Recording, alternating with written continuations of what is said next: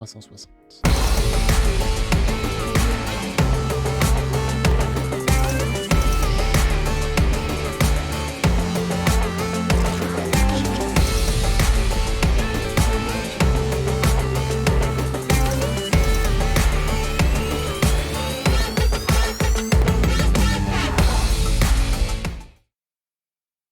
Allez, bienvenue sur ETAVR News.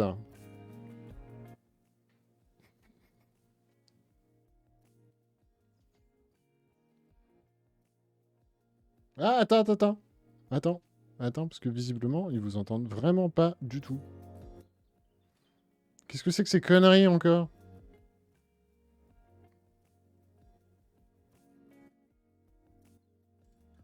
Là. Il faut parler en langage des signes. Envoyez l'oseille. C'est bon. Ah, putain, Envoyez. Streamlabs, corrigez-moi ça, bordel. Bon.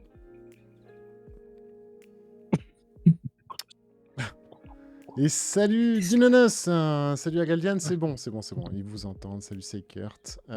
Si tu es encore là, Virtuonaute, peut-être pas. Allez, je laisse la parole à Mathieu.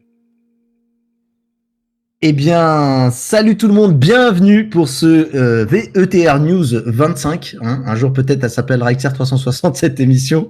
Mais en tout cas, on est ravis de vous accueillir pour une nouvelle émission. Nous déjà, on est en feu dans les coulisses.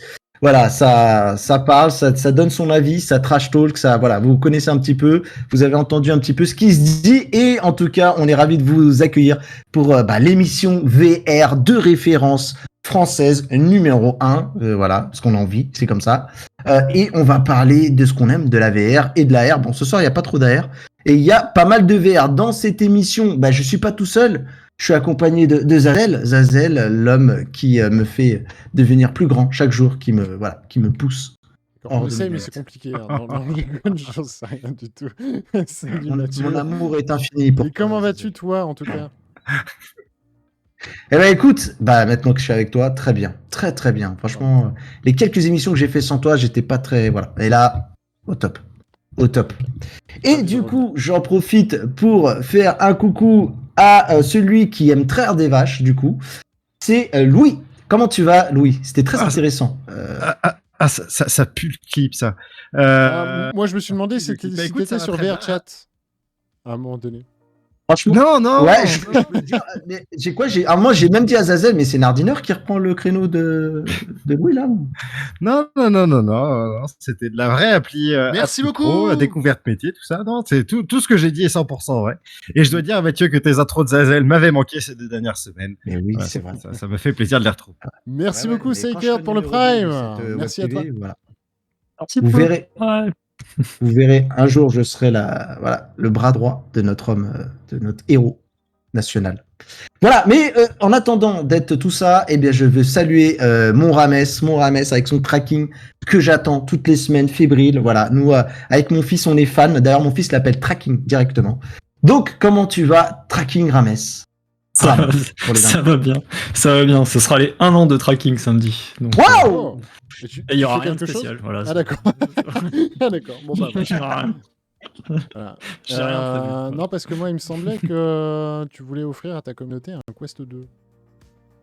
Au minimum. C'est pas le mien, le Quest 2, donc... Non, mais par contre, si vous voulez m'envoyer une 3080...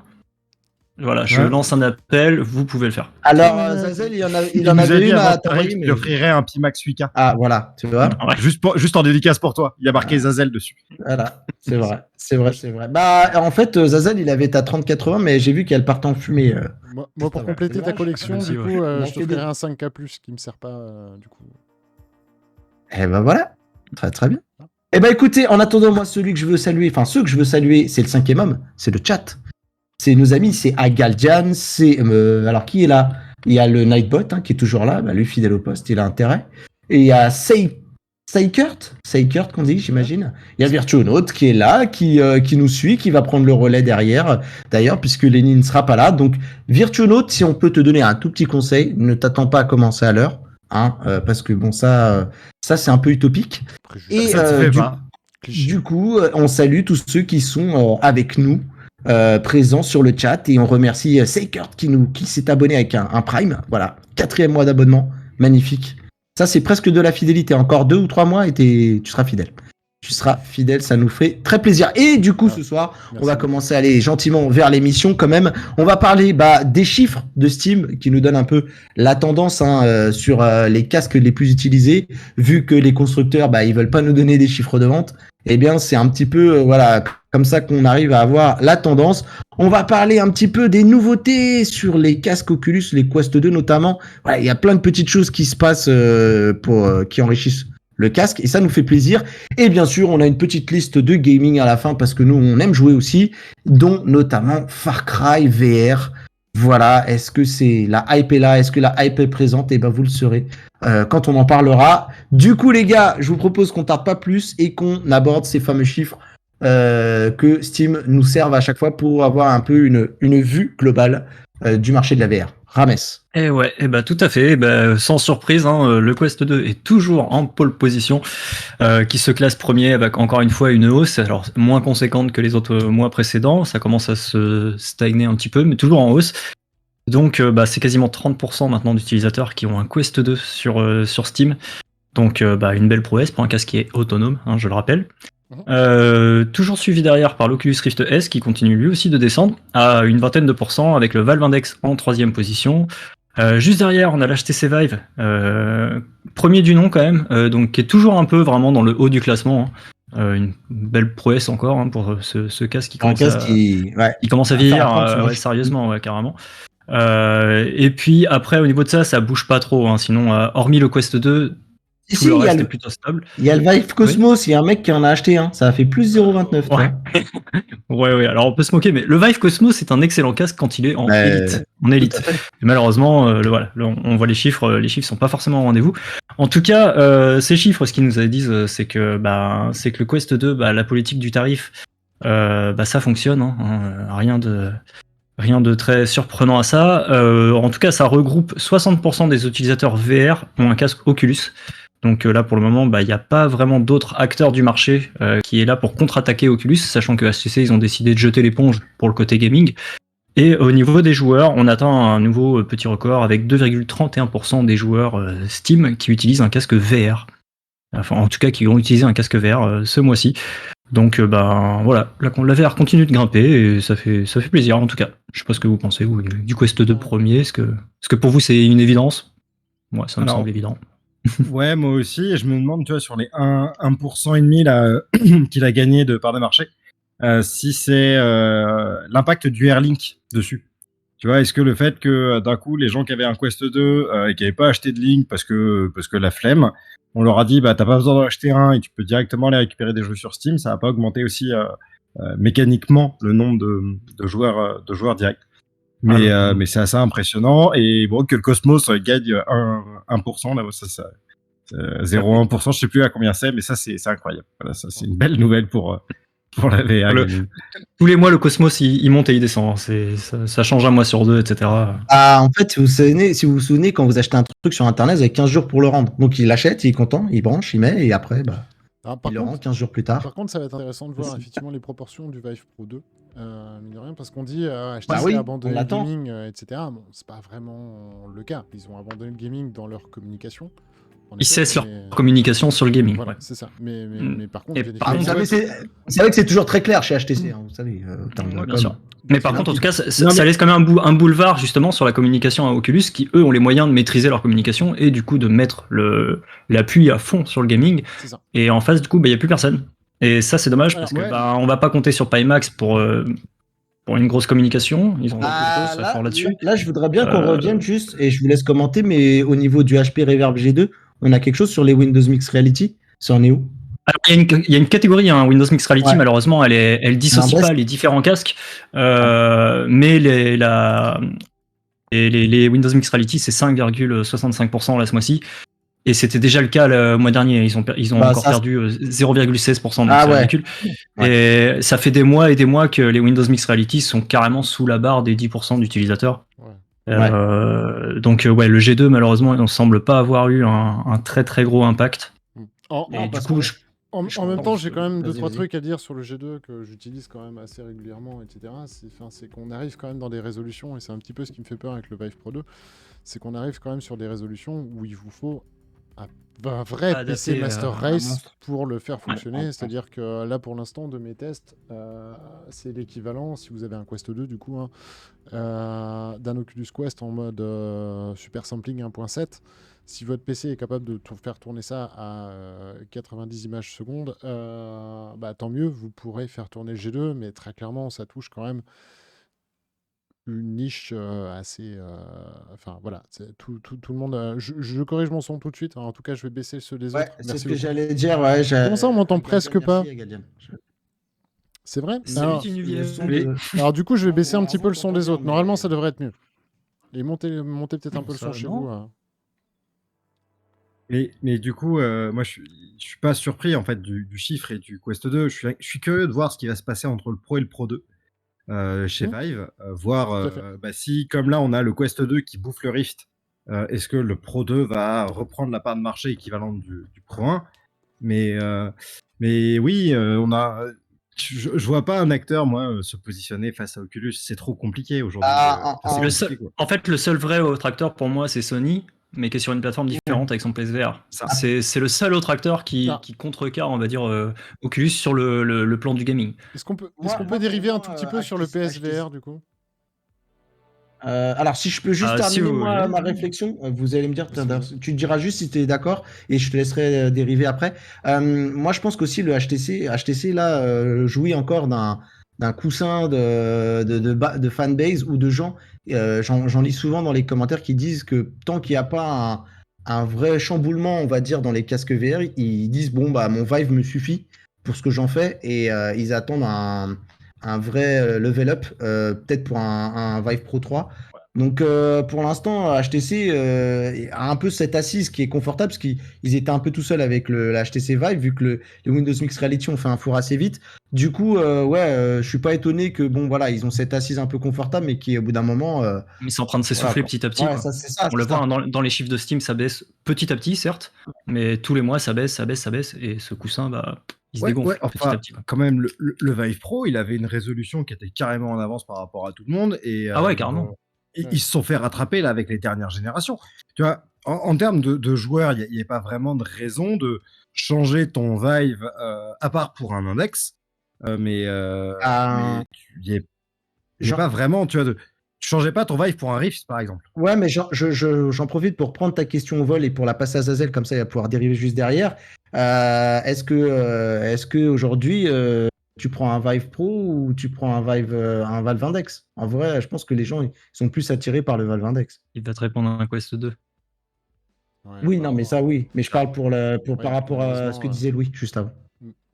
Malheureusement, c'est un petit peu ça bien l'idée. sûr. Après, bon, très clairement, si vous avez un PC Master Race et autres, je vous conseille, et vous avez sûrement dû tous voir le test de Nick sur le Vive Pro 2, etc. Et on l'aura en stream, et du coup, je pourrais confirmer et autres, parce que moi, pour le coup, je ne l'ai pas encore eu en main. Certes, il faudra un PC Master Race pour le faire tourner, mais on est à des années-lumière du coup de la netteté, on va dire, d'un Valve Index, avec en même temps tous les avantages quasiment en dehors du son. Qui n'est pas négligeable, hein, mine de rien, attention, mais voilà, tu commences à avoir un réel concurrent, on va dire, à l'index en PC Master Race. Et ce qui prime... Et selon toi, juste pour répondre à ce que disait Louis, parce que moi c'était la même question que je me faisais, t'es un acheteur d'HTC Vive, est-ce que tu penses que naturellement tu vas facilement renouveler ta confiance ou ton envie d'aller chez HTC, ou est-ce que si tu dis bon là j'ai un Vive, faut que je le renouvelle, est-ce que tu partirais pas plutôt sur un Valve Index?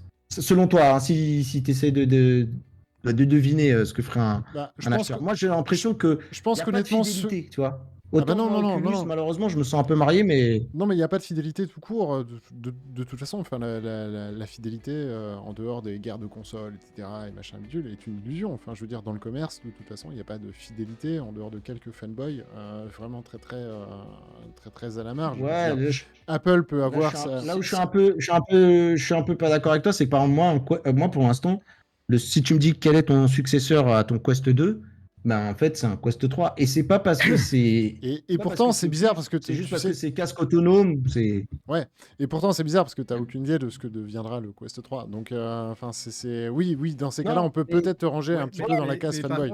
Par contre tu sais par rapport à la ligne, non parce que tu sais que sur Oculus tu perds tes jeux. si tu as acheté tes jeux sur ton Quest, tu vois, moi par exemple, j'ai acheté pas mal de jeux sur mon compte Oculus parce qu'ils sont sur le Quest en autonome.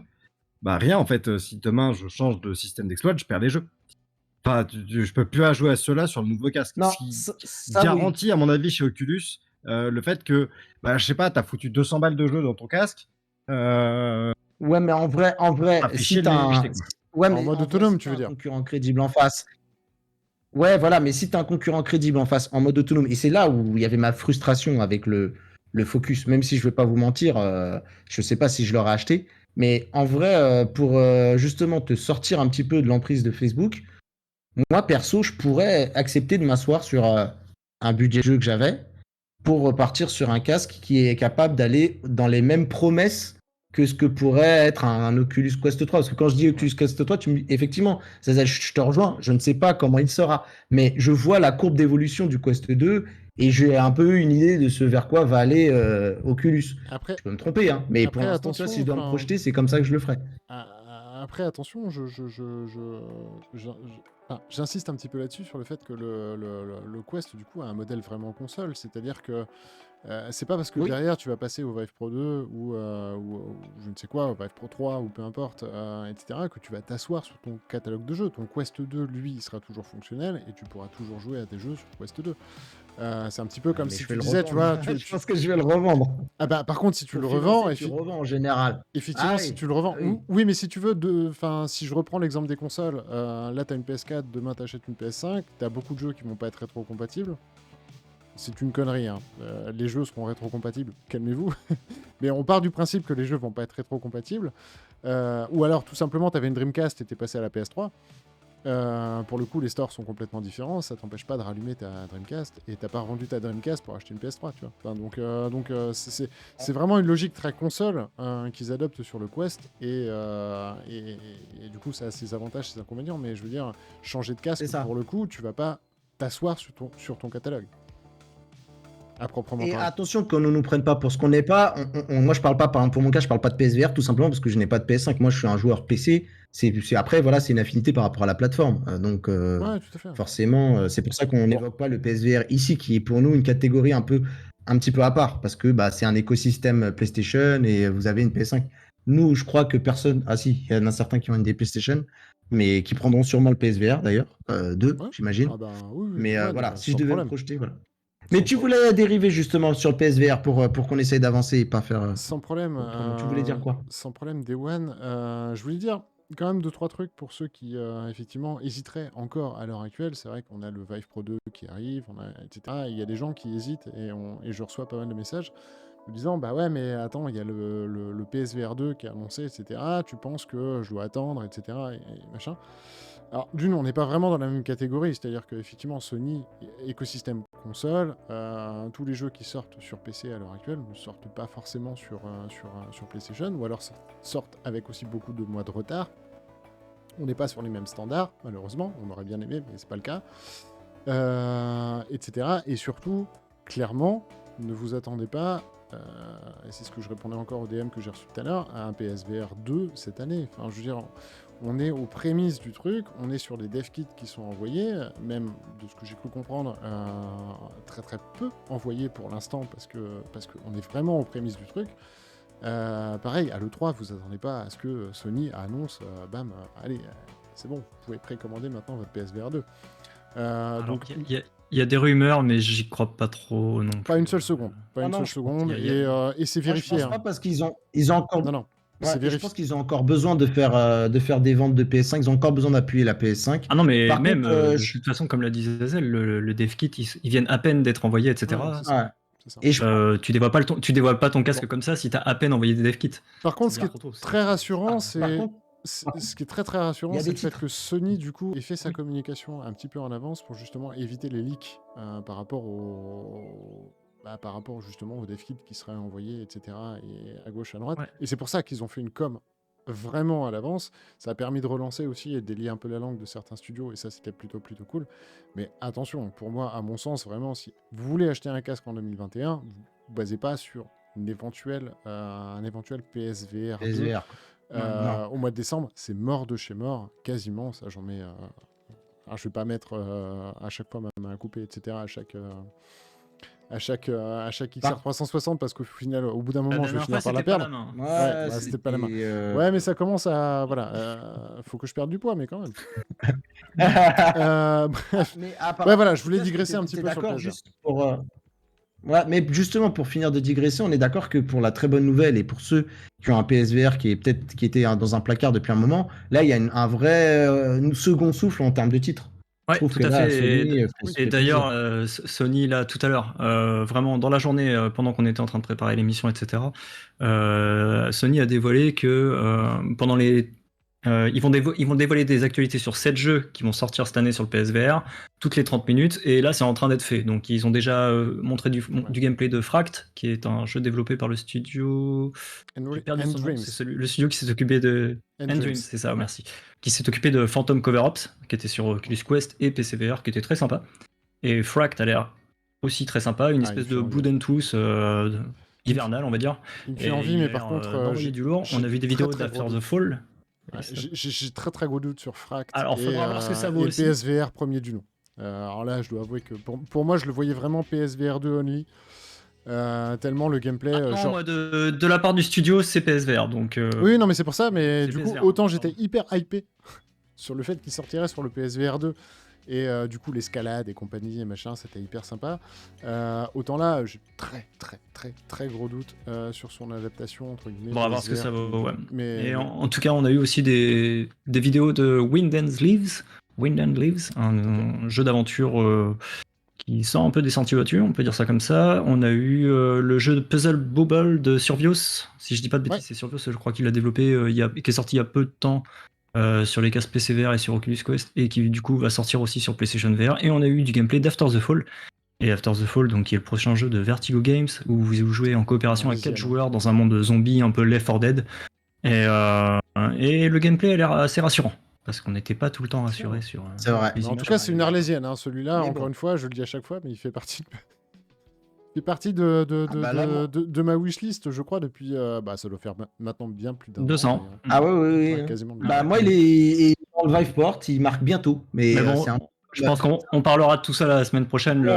Alors, si vous voulez une petite news aussi, etc., si vous êtes abonné à Viveport et autres, sachez que, et on fait des bisous du coup à nos copains de OneDev, Ragnarok rejoint le catalogue de Viveport prochainement. Et, ça, c'est une bonne nouvelle. C'est une bonne nouvelle. Si vous avez, donc on rappelle, Viveport, c'est une sorte de Netflix un petit peu. Donc vous payez l'abonnement et Viveport Infinity et du coup vous avez accès au catalogue de jeux. Sachez que Ragnarok rejoint la liste des jeux playable with this abonnement. Ouais, mais alors, il faut juste faire très attention parce que des fois, ils sont un peu fourbes. Chez Vive, ils ont des fois des jeux sont réservés uniquement à ceux qui ont pris l'abonnement annuel. Non, ce ne sera pas le cas. On va faire attention. À ma connaissance, c'est pas là, il sera full pour tout le monde. Ok, cool. Et très bonne nouvelle. Je voulais juste revenir un petit peu sur le chat qu'on a mis un peu de côté, les gars. Alors, je crois que c'est Agaldian qui disait que, en fait, la définition du Valve Index n'était pas si ouf que ça, selon lui. Il n'y a pas l'effet waouh, en tout cas, à escompter. Non, en fait, le Valve Index, tu vas pas le chercher au niveau de la définition, tu vas vraiment le chercher au niveau... Et c'était ça, sa grande force, c'était le FOV. Il offrait un FOV plus impressionnant, on va dire, que les autres, beaucoup moins qu'un Pimax, mais plus impressionnant que les autres, et qui, à mon sens, le FOV de l'index, c'était le bon compromis en termes de perf, VS, ce fameux effet tunnel qu'on peut avoir sur des casques comme le Quest 2, on va pas s'en cacher. Et surtout, il offrait un FOV vertical qui était vraiment efficace. Là où le Vive Pro 2 du coup a plus de FOV, un FOV garde un FOV vertical assez bas, et du coup vous avez encore un petit peu cette notion de vous savez que vous regardez au travers d'un casque. Monsieur Hudson demandait, alors il y a des gens qui me disent, alors ça c'est pour toi Zazel, mais c'est des gens où il connaît 2 personnes qui se prénomment Jean. Tu connais vraiment beaucoup de monde ou c'est juste deux mecs qui s'appellent Jean? Non, c'est que les gens. C'est des gens. Il connaît beaucoup de gens. Ok. Voilà, écoute, très bien. Alors après, il y a Gadian qui dit aussi qui pose une question intéressante, qui disait j'ai l'impression que la différence abo mensuel et annuel a disparu, à vérifier. Effectivement, moi je l'ai vu ça il n'y a pas encore si longtemps, mais effectivement, faudrait checker. Moi j'avais vu ça que il y a marqué des fois que c'est pour les mecs annuels. Ouais, en fait, vous Ouais, avez vas-y. Viveport, vous avez Viveport Infinity et Viveport Infinity Premium. Deux choses différentes mais bon, fondamentalement c'est juste qu'en fait un petit peu à la façon Electronic Arts, vous allez avoir les jeux un petit peu en avance en fait, mais généralement ce qui sort dans le premium D'accord. arrive quoi qu'il arrive dans le Infinity par la suite, voilà. Et effectivement c'est quelque chose Ok. qui tend à disparaître malgré tout. Bon, bah écoute, c'est une bonne Et nouvelle. apparemment Allez, j'ai je vous toujours propose qu'on une avance grosse sur la fin. différence entre mon volume et celui des autres. Je suis Mais juste moi, je limite. t'entendais très bas tout à Monte-le l'heure, hein, directement déjà.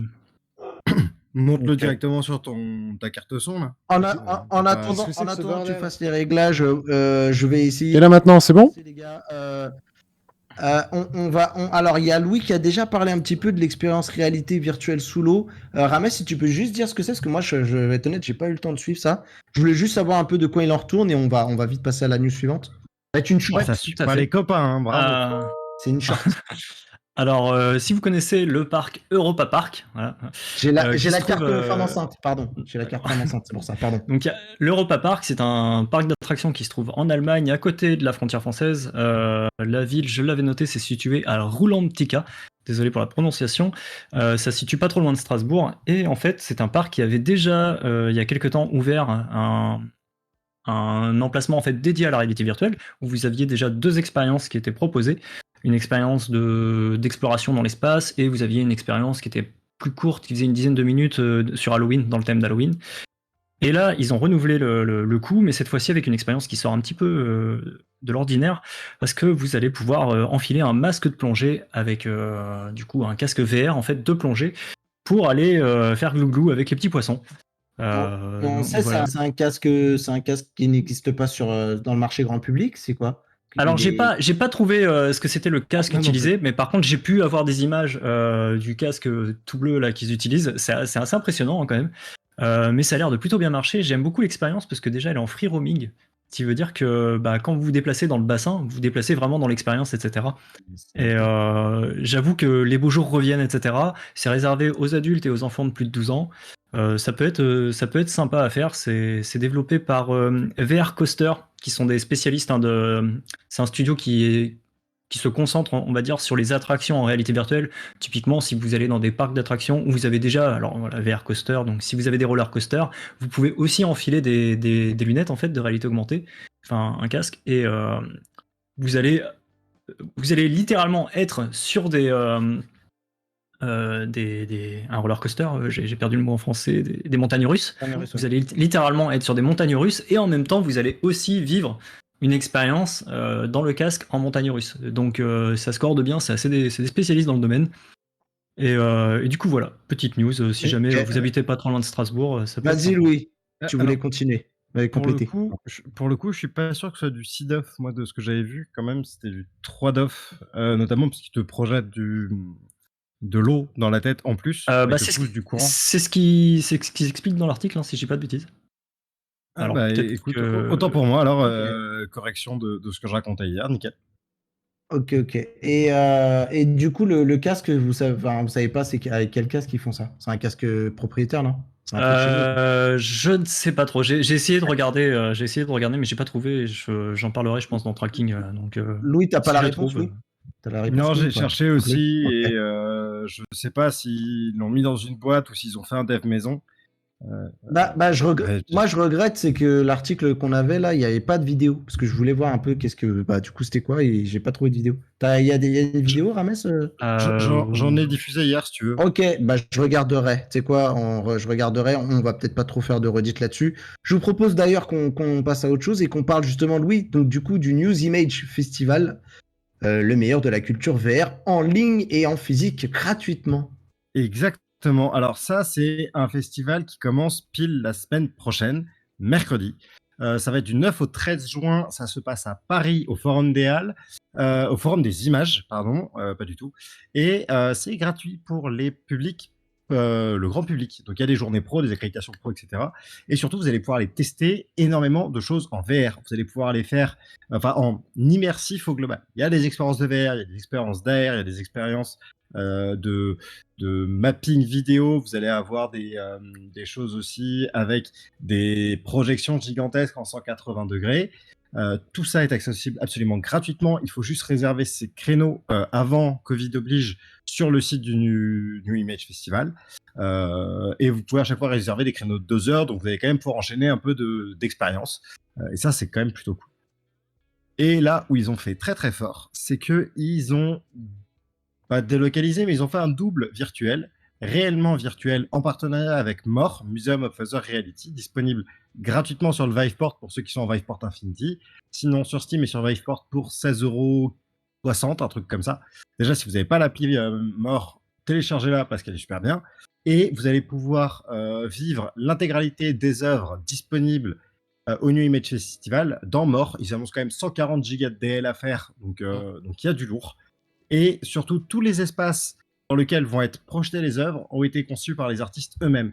Donc je pense qu'il y a un vrai intérêt à faire et la version physique et la version digitale. En tout cas, moi, je sais que je vais au moins faire la digitale et je vais essayer d'aller à la version physique parce qu'il y a quand même énormément de choses.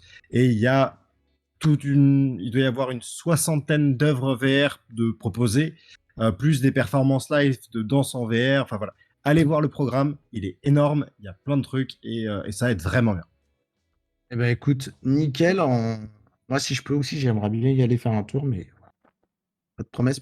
Mais en tout cas, tu m'as donné envie d'aller voir tout ça. Et du coup, on va parler maintenant d'un truc un peu moins cool. On va parler de l'armée de l'air qui mise sur la VR pour enrayer le suicide et les agressions sexuelles. Alors j'ai hâte que tu nous en dises un mot, Zazel. Alors le sujet effectivement est pas cool, mais en fait les moyens de pouvoir s'en extirper est plutôt lui intéressant. Effectivement, on utilise donc la VR pour tout simplement plonger en fait les utilisateurs en fait dans des situations, voilà, soldats en l'occurrence, mais pas que au final, parce que c'est vraiment quelque chose qui peut être mis. On en parle souvent lors des meet-up. Du coup, dans des situations exceptionnelles. L'idée, c'est de pouvoir déceler, du coup, effectivement, des problématiques, en fait, chez ses collègues, tout simplement. Alors, c'est assez fou de se dire qu'on est obligé d'utiliser la réalité virtuelle pour faire de la communication, qui est quand même à la base un truc que, à la base, tout le monde est censé pouvoir le faire. Mais en tout cas, la VR va pouvoir permettre aux personnes les moins sensibilisées de pouvoir détecter chez votre collègue que ça commence un peu à pas aller très très bien dans sa vie, voilà, plutôt que l'éternel ça va, ouais, bof, bon bah ok, ça marche, prenons l'avion. Du coup, c'est plutôt cool. Ça permet tout simplement en fait d'interagir. Voilà, vous avez un espèce de RPG finalement sous les yeux, qui vous permet, en fonction des réponses de votre collègue, de choisir la vôtre et du coup comme ça d'augmenter en fait votre degré d'empathie. Voilà, donc c'est plutôt cool. Là, c'est très très estampillé armé. Je pense que c'est quelque chose qui, de toute façon, peut être transposable dans un peu tous les corps de métier. Voilà. Pour moi, c'est quelque chose que je trouve vraiment sympa, qui fait écho en fait à toute la formation, aux différentes formations en fait qu'on peut avoir en VR. Même si, voilà, encore une fois, je trouve ça un petit peu dommage malgré tout de devoir passer quand même par la réalité virtuelle pour faire de la pure communication classique, c'est-à-dire en gros tout simplement s'intéresser à son voisin, quoi. Je sais pas ce que vous en pensez. Ouais, après c'est vrai que je trouve que, comme on le dit souvent, quand on fait de la formation avec un casque de réalité virtuelle, c'est en général pas pour remplacer l'être humain et la formation initiale. C'est un support de plus en fait. C'est ça. Et c'est vrai que la réalité virtuelle permet de pratiquer de l'empathie qu'on n'a pas forcément en contact physique réel, etc.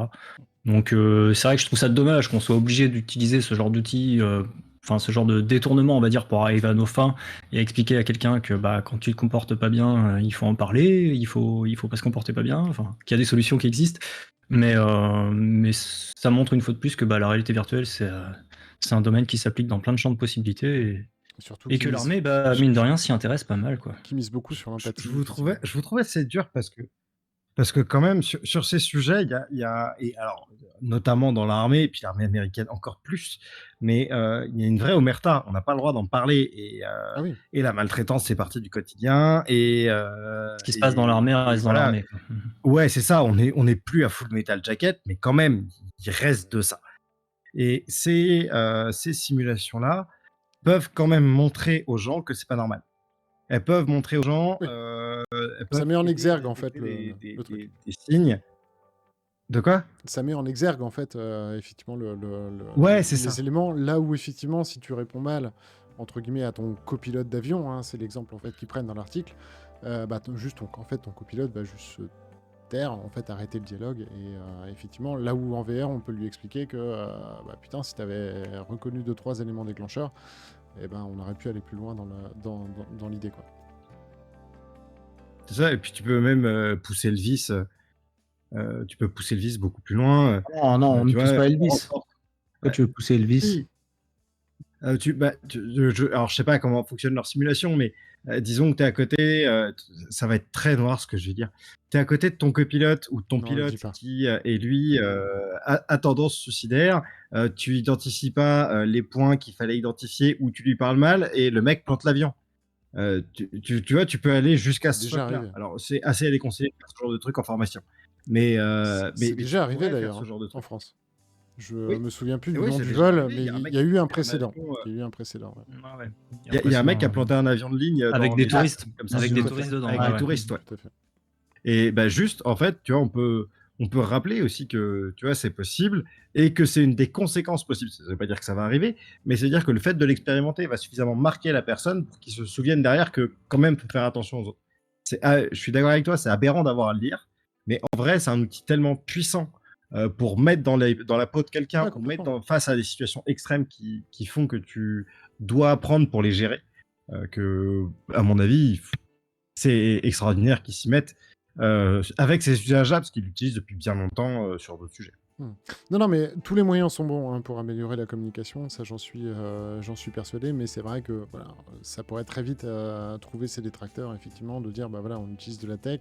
Alors, encore une fois, voilà, on utilise de la tech pour finalement faire de la pure communication, etc. Il suffirait, entre guillemets, dans ces cas-là, de pouvoir vraiment s'intéresser à son voisin et pas de lui demander un salut, ça va,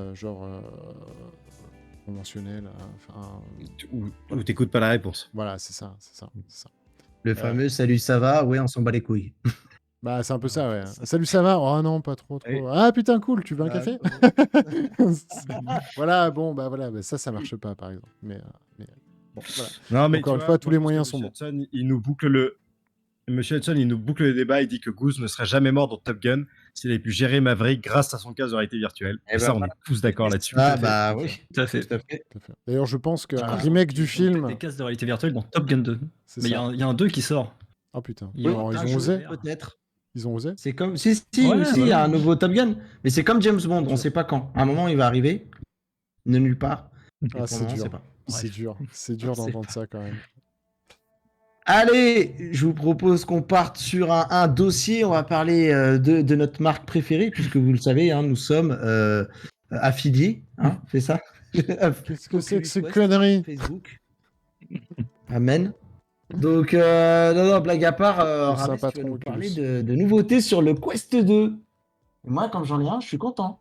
Alors, parle-moi de ce qui Alors, m'attend. des nouveautés. Je sais pas Oui. si ça va être des nouveautés, mais en tout cas, on a un petit youtubeur, Basti564 de son doux nom, donc on va l'appeler Bastien tout simplement, qui s'est amusé en fait à chercher, hein, comme d'habitude à chaque mise à jour, etc. Quand vous avez par exemple la V29 qui arrive, vous avez toutes les fonctionnalités qui sont publiques et il y a aussi tout un tas de petits indices sur ce que prépare Facebook en sous-main, on va dire. Et donc, il s'est amusé à retrouver en fait des petites traces d'un futur face tracking et d'eye tracking. Alors, pourquoi du face tracking et de l'eye tracking dans un Quest 2 qui n'a pas d'eye tracking et de module de face tracking? Ça pourrait nous étonner. Et on pourrait se poser la question, tout simplement parce que Zuckerberg et Andrew Bosworth, qui est le directeur de Facebook Reality Lab, ont teasé à plus d'un titre qu'on allait avoir un Quest Pro. Pas forcément un Quest 3 tout de suite, mais en tout cas, ils travaillaient clairement sur un Quest Pro. Quest Pro qui, attention, je mets un haut là tout de suite, n'est pas forcément destiné au public. Hein. Ils n'ont pas précisé si c'était pour les professionnels ou pour le grand public. Donc, à vous de tirer vos conclusions. Et du coup... C'est que pour Louis. Voilà. Que pour Louis. Et merci En tout cas, Darwin. ça nous laisse des indices sur la suite de chez Oculus et les pans de recherche de la société. Outre les indices sur le face tracking et le light tracking, il a également trouvé justement ce qu'on voit, les intrusions dans le Guardian. C'est-à-dire qu'on savait que Facebook faisait des travaux pour avoir des mises à jour avec quand par exemple vous avez un objet qui était normalement plus gros qu'une main ou de taille à peu près équivalente à une main, donc un petit chat, un petit chien, etc., qui arrivait dans votre Guardian. On sait que c'est quelque chose qui va arriver. Bah, en fait, le chat, vous allez le voir arriver pendant que vous êtes dans votre session de jeu. Ça vous permet d'éviter de leur mettre un coup de latte sans faire exprès. Mais il travaille également sur des intrusions du coup à taille humaine. Et là encore, du coup, je sais pas ce que vous en pensez alors que je me noie. Moi, je pense que c'est plutôt une feature qui est destinée au monde, au monde professionnel, mais ça peut tout à fait être prévu pour nous. Il a découvert aussi plein d'autres trucs sympas, comme la modification de la colorimétrie du casque. Donc ça, c'est pareil, à mon avis, ça s'adresse plus aux pros.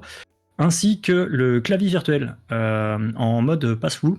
Donc le clavier virtuel, Oculus avait fait une mise à jour il n'y a pas très longtemps avec le Logitech, j'ai perdu son... Le K800 le K et c'est voilà, des brouettes, en fait, que vous pouvez directement poser sur votre bureau, et en fait il était reconnu directement dans votre casque. Seulement une fois que Facebook a mis l'application en œuvre, ils se sont rendus compte qu'en fait ils avaient fait une petite promesse qu'ils allaient peut-être pas forcément pouvoir tenir, en expliquant que ils allaient peut-être rencontrer certains problèmes pour rendre compatible d'autres claviers. Et du coup, une solution qui pourrait être idéale, c'est d'avoir en fait un petit espace directement où vous pouvez voir via les caméras du casque votre clavier physique, ce qui permet d'éviter de rendre tout à fait. On appelle ça quand on a un problème. On appelle ça un petit espace passe-frouté. Voilà, un petit espace passe-frouté. Voilà. Et du coup, bref, ça, on ne sait pas si ça va être release, on ne sait pas si ça va être installé un jour ou l'autre, mais en tout cas, ça montre que Oculus continue la recherche. Et décidément, le Quest 2, c'est un casque, ils l'ont démontré, n'arrête pas de progresser à chaque mise à jour, il y a des nouvelles fonctionnalités, etc. Donc c'est un casque qu'ils veulent faire vivre, et on en apprendra peut-être un peu plus avec un Quest Pro. Là, en exclusivité, Louis vient de partir pour aller chercher ce Quest Pro là qu'il doit avoir dû recevoir là, à ce moment-là. Ça y est, c'est bon? C'est bon, mais je suis tombé en même temps sur les NDA qui m'interdit de vous en parler. Ah merde, dommage. Dommage. Non, mais c'est vrai que c'est plutôt chouette. Alors, qu'est-ce que vous en pensez? Oui. Là, en fait, que pour un Quest Pro, non, ces features-là, pas forcément, que pour les pros. Alors de toute façon, eye tracking et face tracking, on est d'accord que de toute façon, ça c'est du hardware qu'il faut rajouter et on n'a pas le choix. Pour tout le reste, en effet, c'est juste alors la notion d'overlay en fait qui arrive enfin du côté du Quest. On va peut-être enfin pour les streams pouvoir bénéficier de chat et tout ça. D'ailleurs, on en reparlera dans la news d'à côté. Mais oui, effectivement, pouvoir dessiner un passe-through, etc. Alors ça se fait pas d'aujourd'hui, c'est plutôt chouette que ça puisse se faire maintenant nativement. Enfin, bientôt, en tout cas. Il y avait des applications qui existaient déjà. Voilà, tout à fait. Il y a des applications pour le faire. Je pense à notamment Clarté qui le fait depuis 2017. Clarté, une boîte de R&D en France qui bosse beaucoup dans la XR. Seulement, il fallait des devices spécifiques. Là, maintenant, c'est littéralement intégré au casque. Et en fait, ce qu'on voit, c'est qu'on peut faire énormément de choses en fait, avec le machine learning qui a derrière les caméras du casque. En fait. Voilà, donc, et ce, pas pour espionner votre vie, encore une fois, mais vraiment pour en faire quelque chose, détecter des intrus, effectivement, c'est possible, et tout ça, c'est possible grâce au machine learning et aux analyses qui sont derrière, et à la puce XR2, bien sûr derrière, en puissance de calcul. Ça, c'est cool. Et c'est un petit peu comme si on achetait une Tesla, finalement, à un Quest 2, c'est-à-dire que, voilà, vous avez des mises à jour au fil de l'eau. Voilà, vous avez des mises à jour au fil de l'eau. Vous avez acheté un produit et ce produit va évoluer grâce au machine learning, évolue entre guillemets gratuitement. Vous recevez les mises à jour de façon gratuite. Et ça, c'est plutôt cool. C'est quelque chose que je regrette, mais vraiment amèrement du point de vue du Valve, qui finalement, quand on regarde le Valve Index, n'a jamais évolué. N'a pas bougé. Voilà, n'a pas bougé. Pareil pour HTC, c'est pas un scud que je balance à juste Valve, mais on n'a aucun autre casque en fait qui subit des mises à jour comme ça, qui rajoute des features, qui améliore des features, etc. Autre qu'Oculus malheureusement. Donc c'est pas pour les sucer, bien au contraire, mais par contre, encore une fois, voilà. Donc je pense que fondamentalement, ce sont les seuls à mettre vraiment l'argent, parce qu'ils en ont les moyens, dans le machine learning et en tirer un maximum de profit très vite. Voilà. C'est un peu l'analyse que j'en fais. Et Louis, toi de ton côté? Écoute, moi je suis assez d'accord avec ce que dit Cédric en fait. Pour le coup, il y a voilà, Face Align Tracking, ok, très bien, ils doivent bosser sur un truc, mais pour l'instant, c'est pas du tout au compte. Et là, le fait de dire que ça fonctionnera sur des Quest 2 Pro, bah, là, je trouve qu'on s'avance beaucoup. On verra bien ce qu'il en sort. L'intrusion détection, ça c'est super cool, et que ça arrive sur des choses un peu plus stables, c'est bien. Enfin, ils travaillent de toute façon de ça énormément sur le tracking et sur le tracking, sur le Guardian et comment l'améliorer. Moi, je crois que les 2 features qui me plaisent le plus dans tout ça, ça reste la correction de couleur. Parce qu'on parlait d'accessibilité, enfin, on a parlé de handicap et de VR cette semaine. Ouais, c'est ça. Et là, il y a un truc. Tu vois, là, il y a un truc sur l'accessibilité. Et sur l'accessibilité, il y a tout à faire en réalité en VR. Et là, bon, voilà, ils mettent une première pierre à l'édifice, c'est cool. Et le keyboard, bah ouais, autant je trouve ça joli d'avoir un clavier soit traqué, soit qui soit parfaitement représenté, machin. En attendant, si tu peux juste faire un trou pour voir dedans, bah ça règle le problème de manière assez élégante, je trouve. Fondamentalement, c'est ce qu'on appelle un MVP. J'aurais pas dit élégante, moi, mais en tout cas, ça marche. Si c'est comme ça que ça doit marcher. Fondamentalement, effectivement, c'est ce qu'on appelle un MVP, un produit minimum viable, pardon. Et c'est que, effectivement, avant de déployer, et je trouve ça très intelligent, c'est qu'avant de déployer monts et merveilles, de pouvoir effectivement aller capter tous les claviers du monde, chose où ils ont dit que techniquement, effectivement, c'était compliqué. Les reconnaître, avoir les bons modèles 3D. Il faut les reconnaître, il faut associer les modèles 3D, etc. C'est compliqué, ouais, carrément. Il faut entraîner une IA pour pouvoir le faire, etc. C'est compliqué, c'est chronophage, c'est tout ce qu'on veut, parce que ça prend du temps. Voilà, ça prend beaucoup de temps. Et là, vous oubliez les claviers qui clignotent, parce que alors là, vous avez le 2 et le casque. Et là, du coup, on a un MVP. Je trouve ça vraiment intelligent. C'est-à-dire que ça répond pas à tous les besoins. C'est pas forcément le modèle le plus adapté, etc. Mais ils fournissent la solution tout de suite. Parce que, on le rappelle, Facebook n'a pas peur de l'image qu'ils ont par rapport à vous, parce qu'elle est déjà dégueulasse. Et ça, c'est formidable. C'est qu'en fait, toutes les autres boîtes ne peuvent pas se permettre de faire ça. Et en vrai, moi, je le dis. Alors, c'est pas pour, encore une fois, aller sucer Facebook, on s'en fout complètement. Mais ce que je veux dire, c'est qu'ils arrivent à tirer avantage de leurs gros inconvénients. C'est-à-dire que, voilà, encore une fois, leurs images, ils cherchent à l'améliorer, etc. Mais sur certains plans, ils savent que l'image, de toute façon, elle est crade. Autant y aller à fond. Et en fait, ça libère là où HTC aurait bien du mal à faire ça, parce qu'on dirait, ouais, mais mon gars, t'es gentil, mais c'est pas assez, c'est machin, c'est bidule. Facebook, il s'en fout. Juste, il s'en fout. Il y a des gens qui vont dire, ouais, effectivement, mon gars, ta feature, on s'en tape. Mais ils s'en foutent un peu, et ils le font pour ceux qui en ont besoin. Ça touche un très très faible public. C'est un MVP, ça leur a rien coûté de le faire, et c'est top. Et surtout, ça peut marcher partout. Parce que, en soi, tu pourrais... En fait, avec un système comme ça, tu peux le superposer dans n'importe quelle appli. Parce que le Guardian prendra toujours la main sur tout le reste. Donc, tu peux, quand tu définis un truc dans ton Guardian, tu peux l'avoir en superposition de l'intégralité de tes applications. Ce qui fait que si tu vas dans un logiciel type Engage qu'on utilise pour les experts top, par exemple, ou quand tu veux prendre des notes, c'est l'enfer parce que tu vois pas ton clavier. Moi, j'ai essayé de prendre des notes en tapant à la volée dans le casque. Je suis pas le dernier des manches avec un clavier, je rate quand même la moitié des mots. Là, tu vois, si je peux juste avoir le clavier, savoir où repositionner mes doigts, ça finit par fonctionner. Ça fonctionne. C'est ça. Et ça fonctionne tout le temps. C'est sobre et robuste.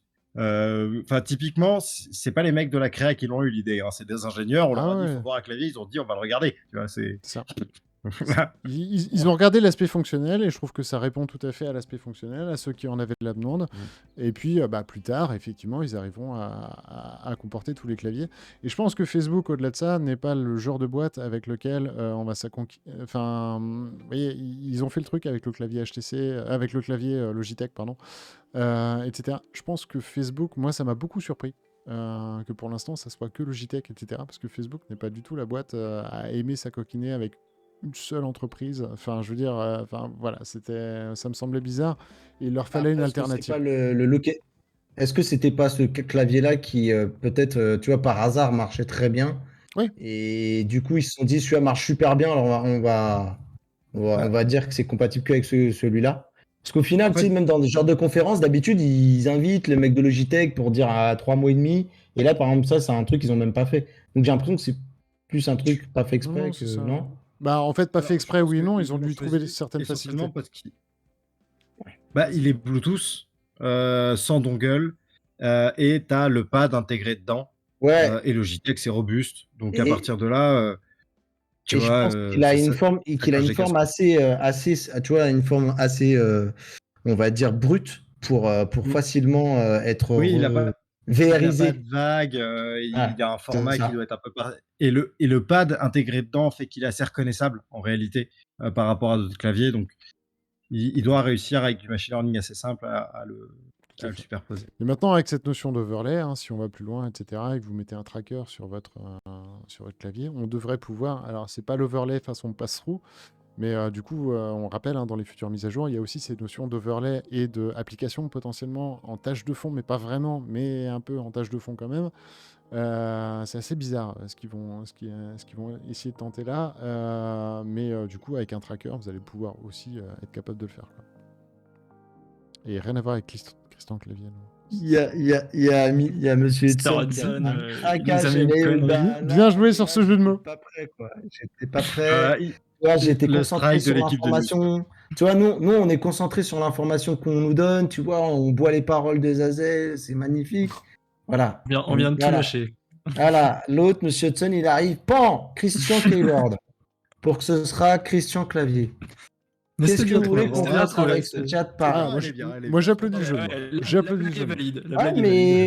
Mais moi je suis présentateur, je dois rebondir là-dessus. Et bah du coup, je vais essayer de rebondir. Pour être totalement complet avec la news en ce moment de chez Oculus, je fais pas de placement de produit, mais vous vous souvenez de la news de rappel, tu sais, pour les problèmes de... Justement, je voulais en parler aussi. Ah, je viens de recevoir le mien aujourd'hui. Voilà, je peux vous montrer. J'ai reçu. Donc, c'est du VR cover, hein, mais ça, on le savait, on l'avait dit. Dedans, vous en avez même deux. Je vous fais un petit unboxing en live. Donc, vous avez leur emplacement et vous en avez. Peut-être expliquer justement pourquoi tu as cette cover-là. C'est parce que si vous avez acheté un Oculus Quest avant le 4 janvier. Et ils vérifient, hein, parce que j'ai des gens qui ont essayé, qui se sont fait remballer.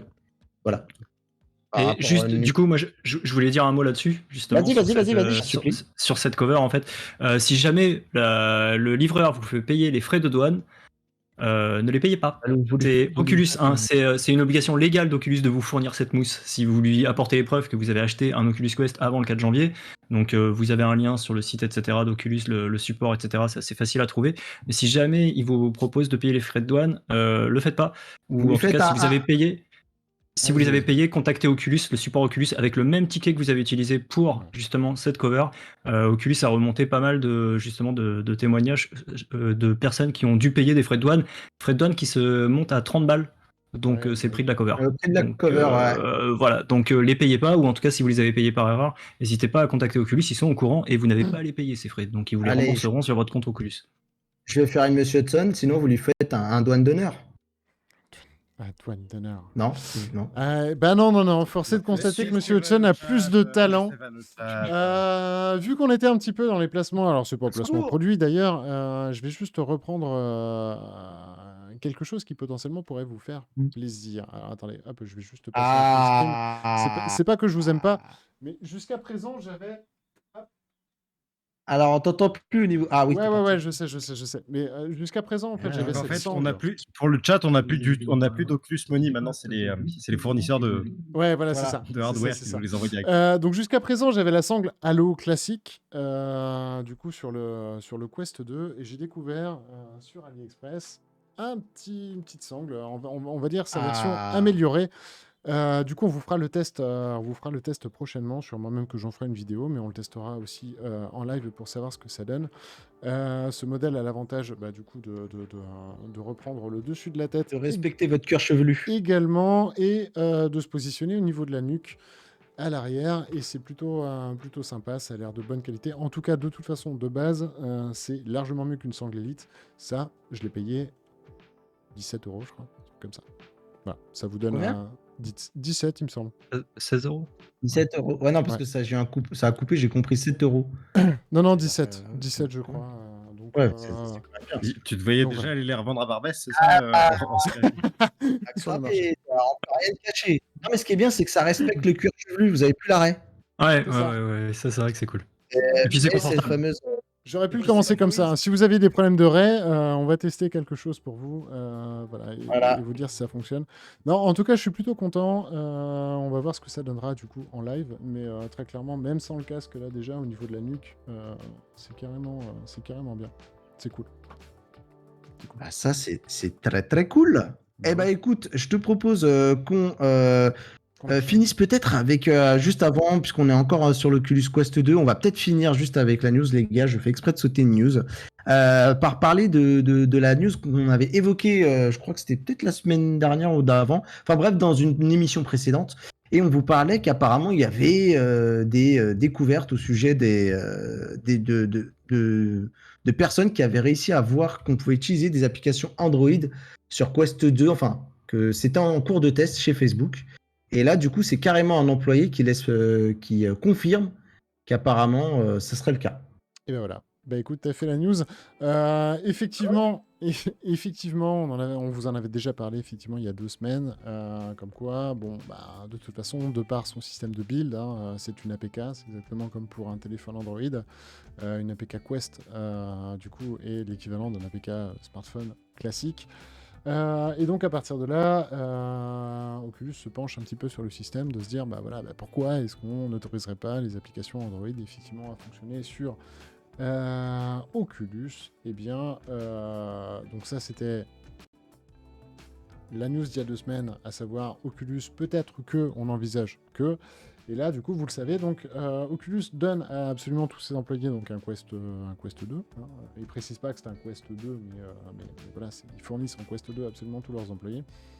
Et du coup, Dan Grover a fait un petit tweet disant qu'effectivement, il avait pu avoir directement dans le casque des choses comme Google Doc, Quip. Alors Quip, vous connaissez pas trop, effectivement peut-être, mais Google Doc. C'est pour les hamburgers. Exactement. Mais par contre, tout le monde connaît Google Doc, etc. Enfin, en gros, voilà, c'était embarqué directement au sein du casque des applications Android natives. Et du coup, ça a l'air de fonctionner. Il a leaké également 2-3 screenshots. Tac. Merde, ils sont où? Hop, voilà, ici. Forcément, c'est sur Twitter. Voilà, mais du coup, ça prend un tout petit peu de temps. Au début, c'était des applications comme TikTok, Spotify, etc. OneNote.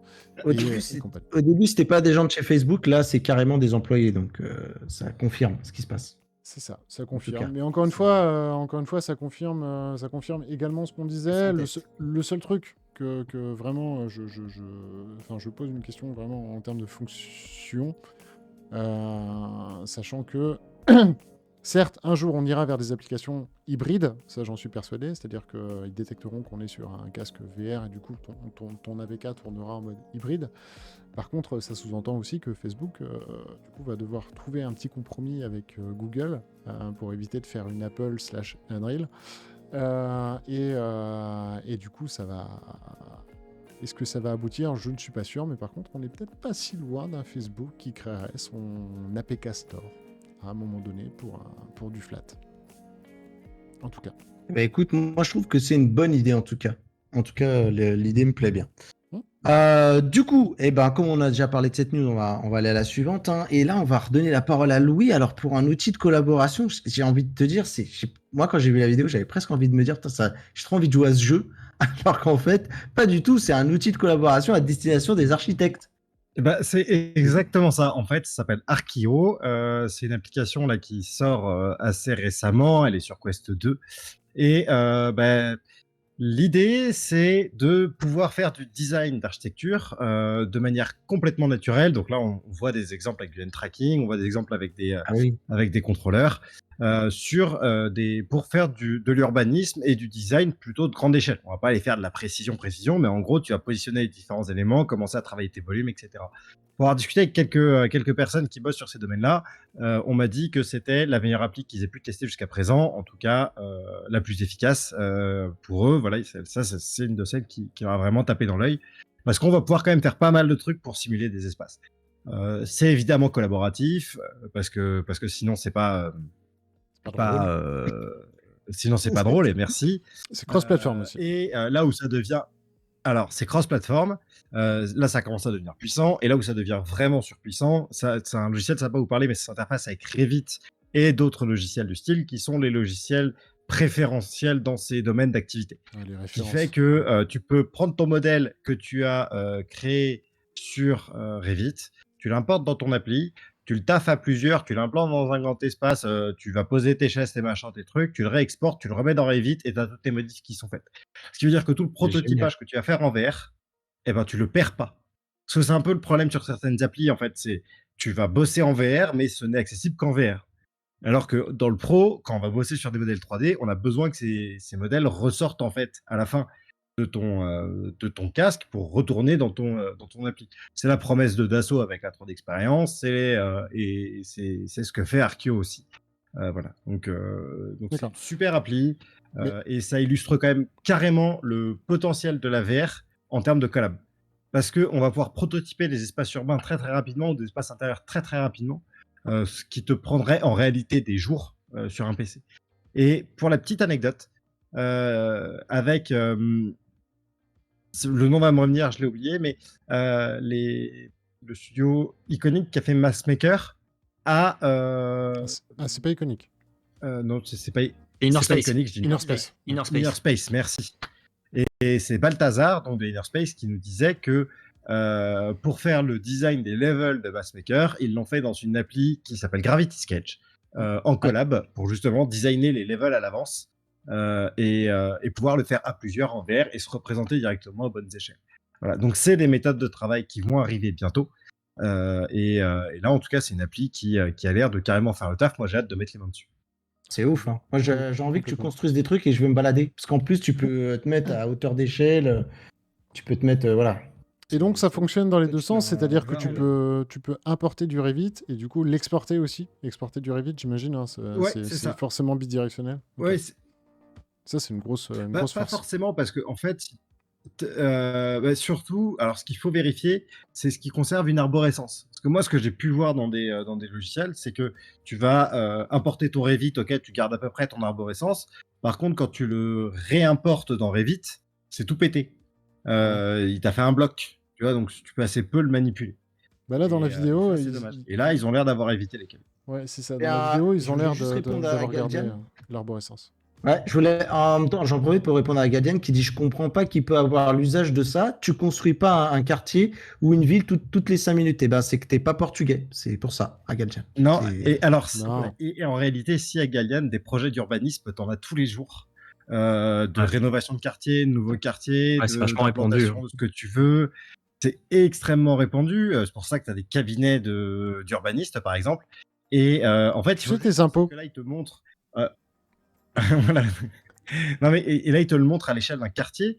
Mais en fait, n'importe quel archi peut en avoir besoin. Parce que tu vas designer une maison avec son jardin, les différentes pièces, en allant y mettre des choses.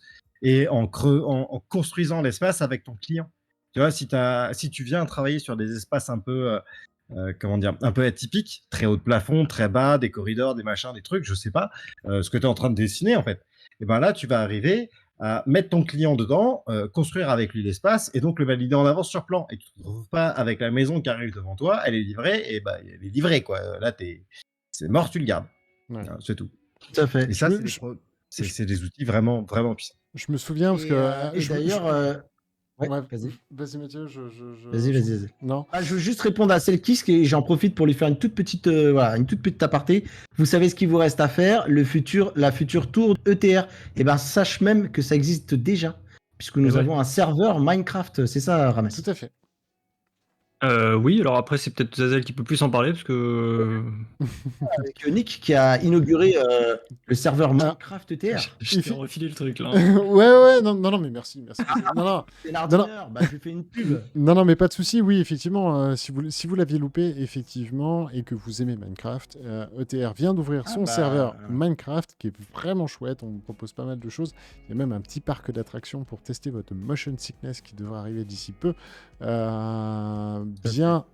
Très bien nommé d'ailleurs, Fragile Land. Je pense qu'on se fera un stream avec Mathieu justement pour voir s'il résiste du coup aux attractions de Fragile Land. Je vais voir si les bassines sont pas loin. Mais Mais voilà, donc du coup, n'hésitez pas, vous retrouverez les liens sur le Discord ETR sans aucun problème si ça vous tente de tester, etc. En tout cas, c'est quelque chose qu'on va faire grossir au fil de l'eau. N'hésitez surtout pas. Mais moi, par Et... rapport à cet article, bah, vas-y, Ouais, Mathieu. pardon. Vas-y, parce que non, mais celle qui se dit j'aime pas Minecraft, mais tu fais pas d'effort aussi, tu vois. T'es là, pas d'effort. Voilà. Donc vas-y, pardon. Prends la main. Ibu qui enchaîne, mais malheureusement, on va pas pouvoir répondre par la positive à chaque fois. C'est quand que TR sort son propre headset, ça va être compliqué. Hein. On en a vu des Non, mais on peut entreprises. leur dire, on a dit dans 15 ans. Voilà. Ouais, c'est ça. Donc, Alors dans après, 15 on ans, pourrait va vous plus faire une être d'accord. Pimax, c'est-à-dire que voilà, on lève 4 millions et puis on lève le casque 6 ans plus tard, mais non, nous avons une éthique et ça serait compliqué pour nous. Non, le hardware, on laisse Certains ça. disent qu'on est maqué à Oculus, donc on peut pas faire concurrence à Oculus quand même. C'est ça. Et le hardware, on laisse ça malheureusement à ceux qui savent faire. Enfin, malheureusement, non. Tant mieux d'ailleurs. Hein, voilà, ils sont bien plus véloces que nous et bien plus au courant. Non, par contre, moi, je voulais renchérir un petit peu sur il y a 2 ans. Quand j'avais parlé à... On avait fait pas mal... J'avais fait une interview, parce que c'était au Level Virtuel, avec je sais plus quel studio. Enfin, en tout cas, ils étaient 3 studios.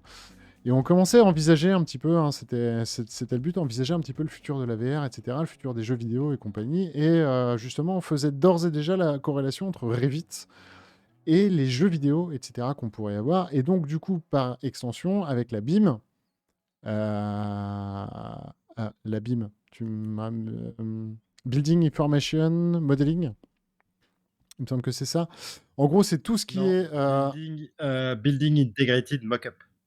Building Integrated Mockup. Ok, ça marche. En gros, c'est absolument toutes les informations qui concernent les matériaux qui composent votre maison. C'est-à-dire que, typiquement, ici, vous avez un mur, il fait tant d'épaisseur, il est composé de tant de choses, etc. C'est ce que font les architectes. Et du coup, à partir du moment où vous avez des soft VR du coup, qui vont pouvoir le faire, etc., pourquoi ne pas l'intégrer du coup, dans un moteur 3D, ce qui faciliterait énormément tout ce qui est destruction, réalisme, etc. Parce que vous avez... Dans l'IFC, dans ces fameux recueils en fait, d'informations, vous avez également le poids, la résistance, la RDM de votre matériau, de vos matériaux, etc. Enfin, voilà. Et finalement, on n'y est peut-être pas si loin que ça. C'est presque un moteur, quoi, c'est ça? Ah non, c'est plus que ça. Parce que tu as effectivement, comme disait Sazel, toutes les données par rapport à tes matériaux, mais tous les corps de métier qui travaillent aussi. C'est-à-dire que tu vas avoir tes canalisations, ton aérolique, ton élec, ton machin. Genre, quand tu vas taper dans le mur, tu es sûr de pas... Tu vois, genre, tu sais, qui s'est jamais dit, en faisant un trou dans le mur chez soi, est-ce que je suis pas en train de taper dans le câble électrique qui passe derrière? Quand on a fait 25 dans la journée et que tu sais plus où ça passe, bah, tu te demandes ce que tu es en train de faire. En fait. Et ben, le BIM, l'idée, c'est d'arrêter de se faire ce genre de truc. Et effectivement, pour la construction et la déconstruction, si tu as toutes les infos au même endroit et que tu peux mettre les mêmes corps de métier dedans pour se parler et faire les vérifications aussi par rapport à l'artisan X, il a fait une connerie, sa canalisation elle est 15 cm trop à droite, eh ben, tu regardes en VR les impacts sur les autres, voir s'il faut dérouter ce genre de truc, bah, ça règle un peu ton problème. Le seul problème du BIM aujourd'hui, c'est que le BIM fonctionne assez mal, mais pour d'autres raisons que la VR. On n'arrive pas encore à avoir des formats de fichiers qui compressent suffisamment bien toutes les infos au même endroit. Oui, c'est assez lourd. Qui arrive à bosser suffisamment proprement pour que ça s'interface. C'est lourd. En fait, il n'y a pas de standard. Il n'y a pas de standard, en fait. Et puis surtout, vous avez des grosses boîtes derrière qui veulent chercher à chacune à imposer leur standard, Rovia, leur standard, etc. C'est très compliqué. Vinci. Et c'est le KISS qui surenchérit, hein. Sinon, tu as des détecteurs pour éviter ce problème. Ouais, mais c'est pas marrant. C'est plus marrant quand même de mettre le casque et de... C'est plus cool quand même. Moi, j'ai quand même vu des mecs dans l'industrie me poser un mur 50 cm à côté de là où il devait être. Hein, voilà. Ça s'appelle des arnaques, il y a aussi, ces gens-là. Alors, ou l'alcool. Ou l'alcool aussi. Hein. Alors, normalement, non plus. Normalement, non. Il paraît qu'ils ont arrêté. Non, mais en tout cas, voilà. Donc, du coup, on a peut-être une passerelle, effectivement, entre le virtuel et le réel. On est bien souvent en train de parler du virtuel qui est transposé, du coup, en réel. Donc ça, c'est ce qu'on voit pour les agences immobilières, etc. Vous allez visiter votre maison en VR. pour du coup imaginer au mieux ce qu'elle va représenter en réel. Mais il y a peut-être un coup à jouer, effectivement, du coup, en faisant le schéma inverse, c'est-à-dire qu'on prend la multitude de données qu'on a en réel, on vient l'intégrer dans un jeu qui sera capable d'interpréter en fait toutes ces données-là et d'avoir du coup, pour le coup, un vrai réalisme de construction, etc. Assez facilement, quoi. Et Monsieur Hudson, il se fait un trip, je crois. Kickstarter ETR. ETR lance le casque imaginaire, le premier casque virtuel où, une fois Ah, ça posé, serait on cool. invente soi-même ses univers. C'est pour ça que les gens souffrant de pathologies hallucinatoires. Non, c'est pour les gens. C'est pour les gens, pardon, ouais, excuse-moi. C'est moi Mais qui en suis fait, fatigué. Hein. non, mais c'est en plus, il faut rentrer dans sa drogue à lui parce que tu vois, là, il est dans un monde, Monsieur Hudson, il faut pouvoir, Ah, mais c'est trop cool. faut avoir le niveau Promis. pour rentrer dedans, quoi. Imaginaire, Promis, c'est si on ça, fait un le casque Kickstarter, le plus- promis, si on fait un Kickstarter, etc., l'une des contreparties, genre par exemple typiquement pour des locaux, etc., pourquoi pas faire une EMR TV, l'une des contreparties sera le casque imaginaire. Promis. Promis, on garde l'idée, et on fera ça. Avec toutes les blagues de Monsieur Hudson, quoi. Je Avec Monsieur valide, je Hudson valide. C'est ça. en assistant. On pourrait dire, Je me vois tellement bien dire félicitations à toi, Mr. Hudson, tu Voilà. viens de gagner un casque imaginaire. voilà, Et voilà, exactement. on espère que tu l'as reçu. On espère. On Ah verra. non, mais on en fera. Non, t'envoies un cardboard. Oui, on en fera. Moi j'ai des tonnes d'Omido qui me servent à rien. Ouais, c'est ça. On brande un Omido, on le brande ETR, on est bon, non? C'est ça. Des bisous à Omido. Hein, Bon, c'est une les boîte gars, je vous française. propose qu'on avance parce qu'on est presque capable de finir à l'heure aujourd'hui. C'est pas mal. C'est On bon. parle de gaming, on parle de jeux. reste Et 13 là, moi, minutes, j'ai. ouais. Putain, et Lenny serait pas là pour voir ça. Non, on peut pas lui faire C'est ça, vrai. les gars. Non, mais ça Faut serait planter, génial. Comme quoi, vous lui en voulez vraiment à Lenny. Hein. Ouais. Moi, je vais lui envoyer un message, lui dire franchement, ils t'en veulent. Hein. Regarde, quand c'est Virtuonaut, on est à l'heure. Non, bah écoute. Exactement. C'est peut-être là le problème. Voilà. C'est peut-être pas nous, en fait, le problème, c'est peut-être lui.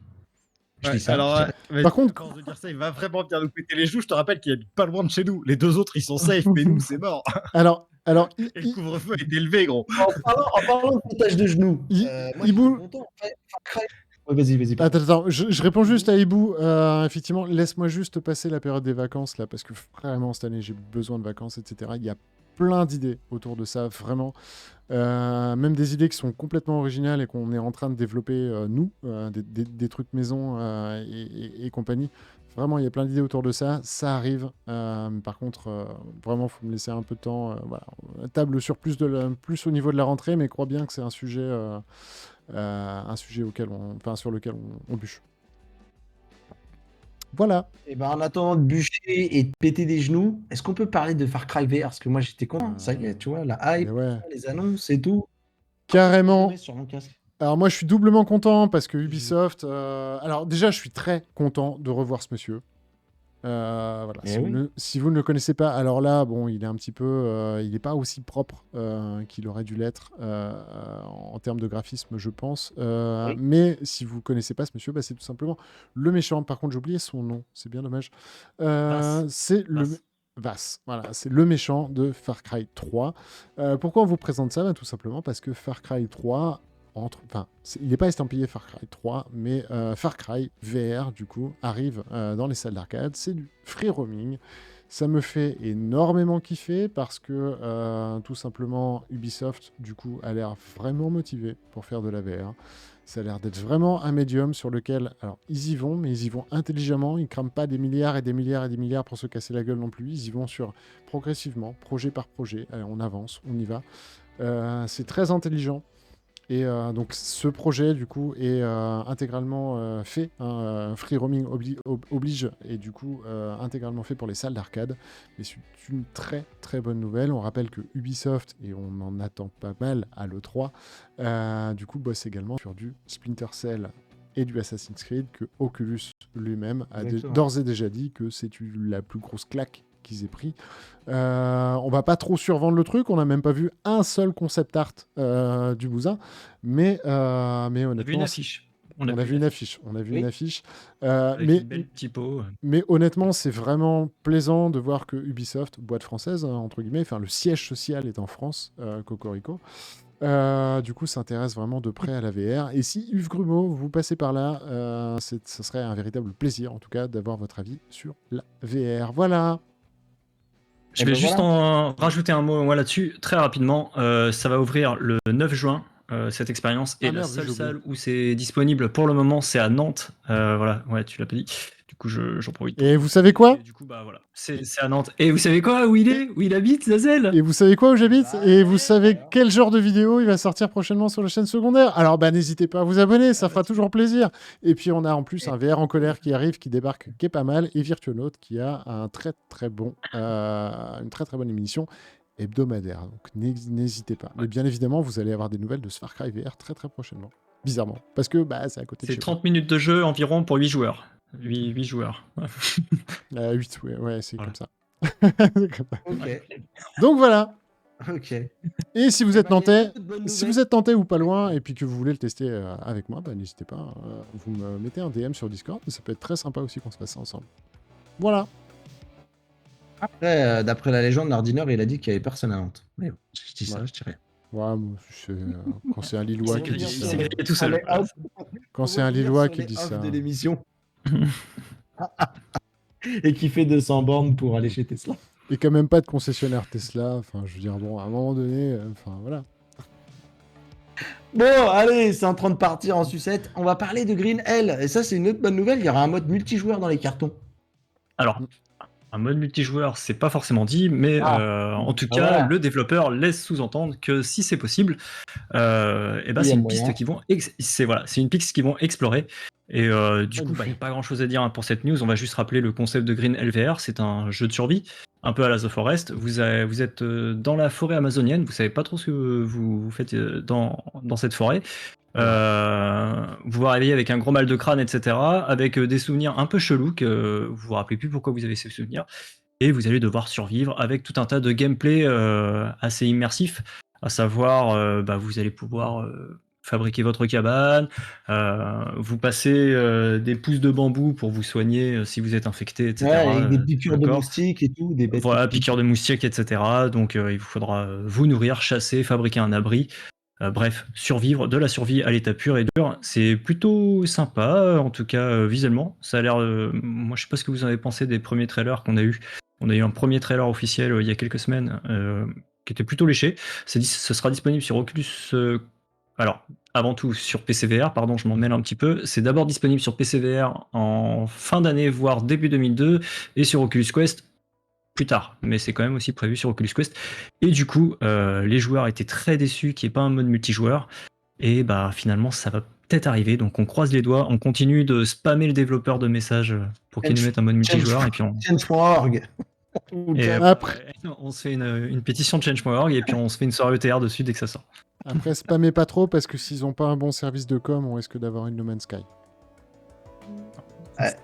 C'est possible aussi. C'est tout à fait possible aussi. C'est possible aussi. Et c'est le qui se projette déjà, hein, c'est génial, s'enlever les sangsues, les vers sous la peau et tout. Lui, il est... Ah ouais, il est dedans, il est dedans. Et il a raison. Et ça, c'est beau. Mais en vrai, moi, il me hype de ouf, hein, ce jeu de survie. Ah ouais, non, mais etc. en plus, les mode commentaires sur la version flat sont criants de vérité. C'est un très bon jeu. La version flat est géniale. Oui, ouais, voilà. Je fais partie des gens qui font encore du flat, mais ouais, elle est très très bien. Et si le mode, est vraiment à la hauteur de ce qu'ils nous ont montré, effectivement, il y a moyen que ce envoyer soit du très très lourd. cool. Très très lourd. Ouais. Bah, le jeu de base est très beau. Donc, à voir ce que ça donne dans un casque. Et ben voilà Dans pour un Vive Pro 2. Je vous propose qu'on parle... Oui. Vas-y, excuse-moi. Ok. Bon, bah écoutez, je vous propose qu'on enchaîne et qu'on parle d'un autre jeu, un jeu de... Je sais pas si je le dis bien, mais un bon jeu de plateau, peut-être. Dungeon Fall Dive, le Kickstarter atteint $285 000. Ouais, c'est ça, ouais. C'est un jeu de plateau, jeu de rôle plateau. Ouais. Donc on a connu, on a eu récemment Demeo. Seulement dans Demeo, on incarne, on manipule des personnages. C'est pas vraiment des personnages qu'on incarne. Là, la différence dans ce jeu-là, c'est que justement, vous allez pouvoir incarner les personnages. Donc vous allez pouvoir les voir façon Demeo, c'est-à-dire la troisième personne avec vue du dessus. Ou alors, directement, dans les phases de dialogue, dans les phases de combat, etc., rentrer directement dans les yeux du personnage, et ça, je trouve que c'est juste une feature qui est trop cool. Bah oui, c'est ce qu'on et le regrette d'ailleurs maître de Demeo. C'est ça, voilà. Et là, comme on peut voir sur les images, en fait, le maître de jeu, il a son écran, ce qu'on appelle l'écran du maître de jeu. Si vous avez fait des jeux de rôle à l'époque, ça vous rappelle pas mal de souvenirs. Et les développeurs, justement, sont des très gros fans de jeux de rôle. jeux de rôle papier, hein, plateau, et du coup vous allez vraiment être immergé de plein de manières, et vous avez un éditeur de niveau, c'est-à-dire que vous allez non seulement avoir une petite histoire un petit peu bateau, histoire de vous montrer les règles du jeu, et vous allez pouvoir modifier les règles, vous allez pouvoir modifier les éléments, les environnements, et ça directement pendant que vous êtes en train de jouer. Le maître du jeu, lui, pourra carrément incarner des PNJ, par exemple, quand vous engagez des phases de dialogue, etc.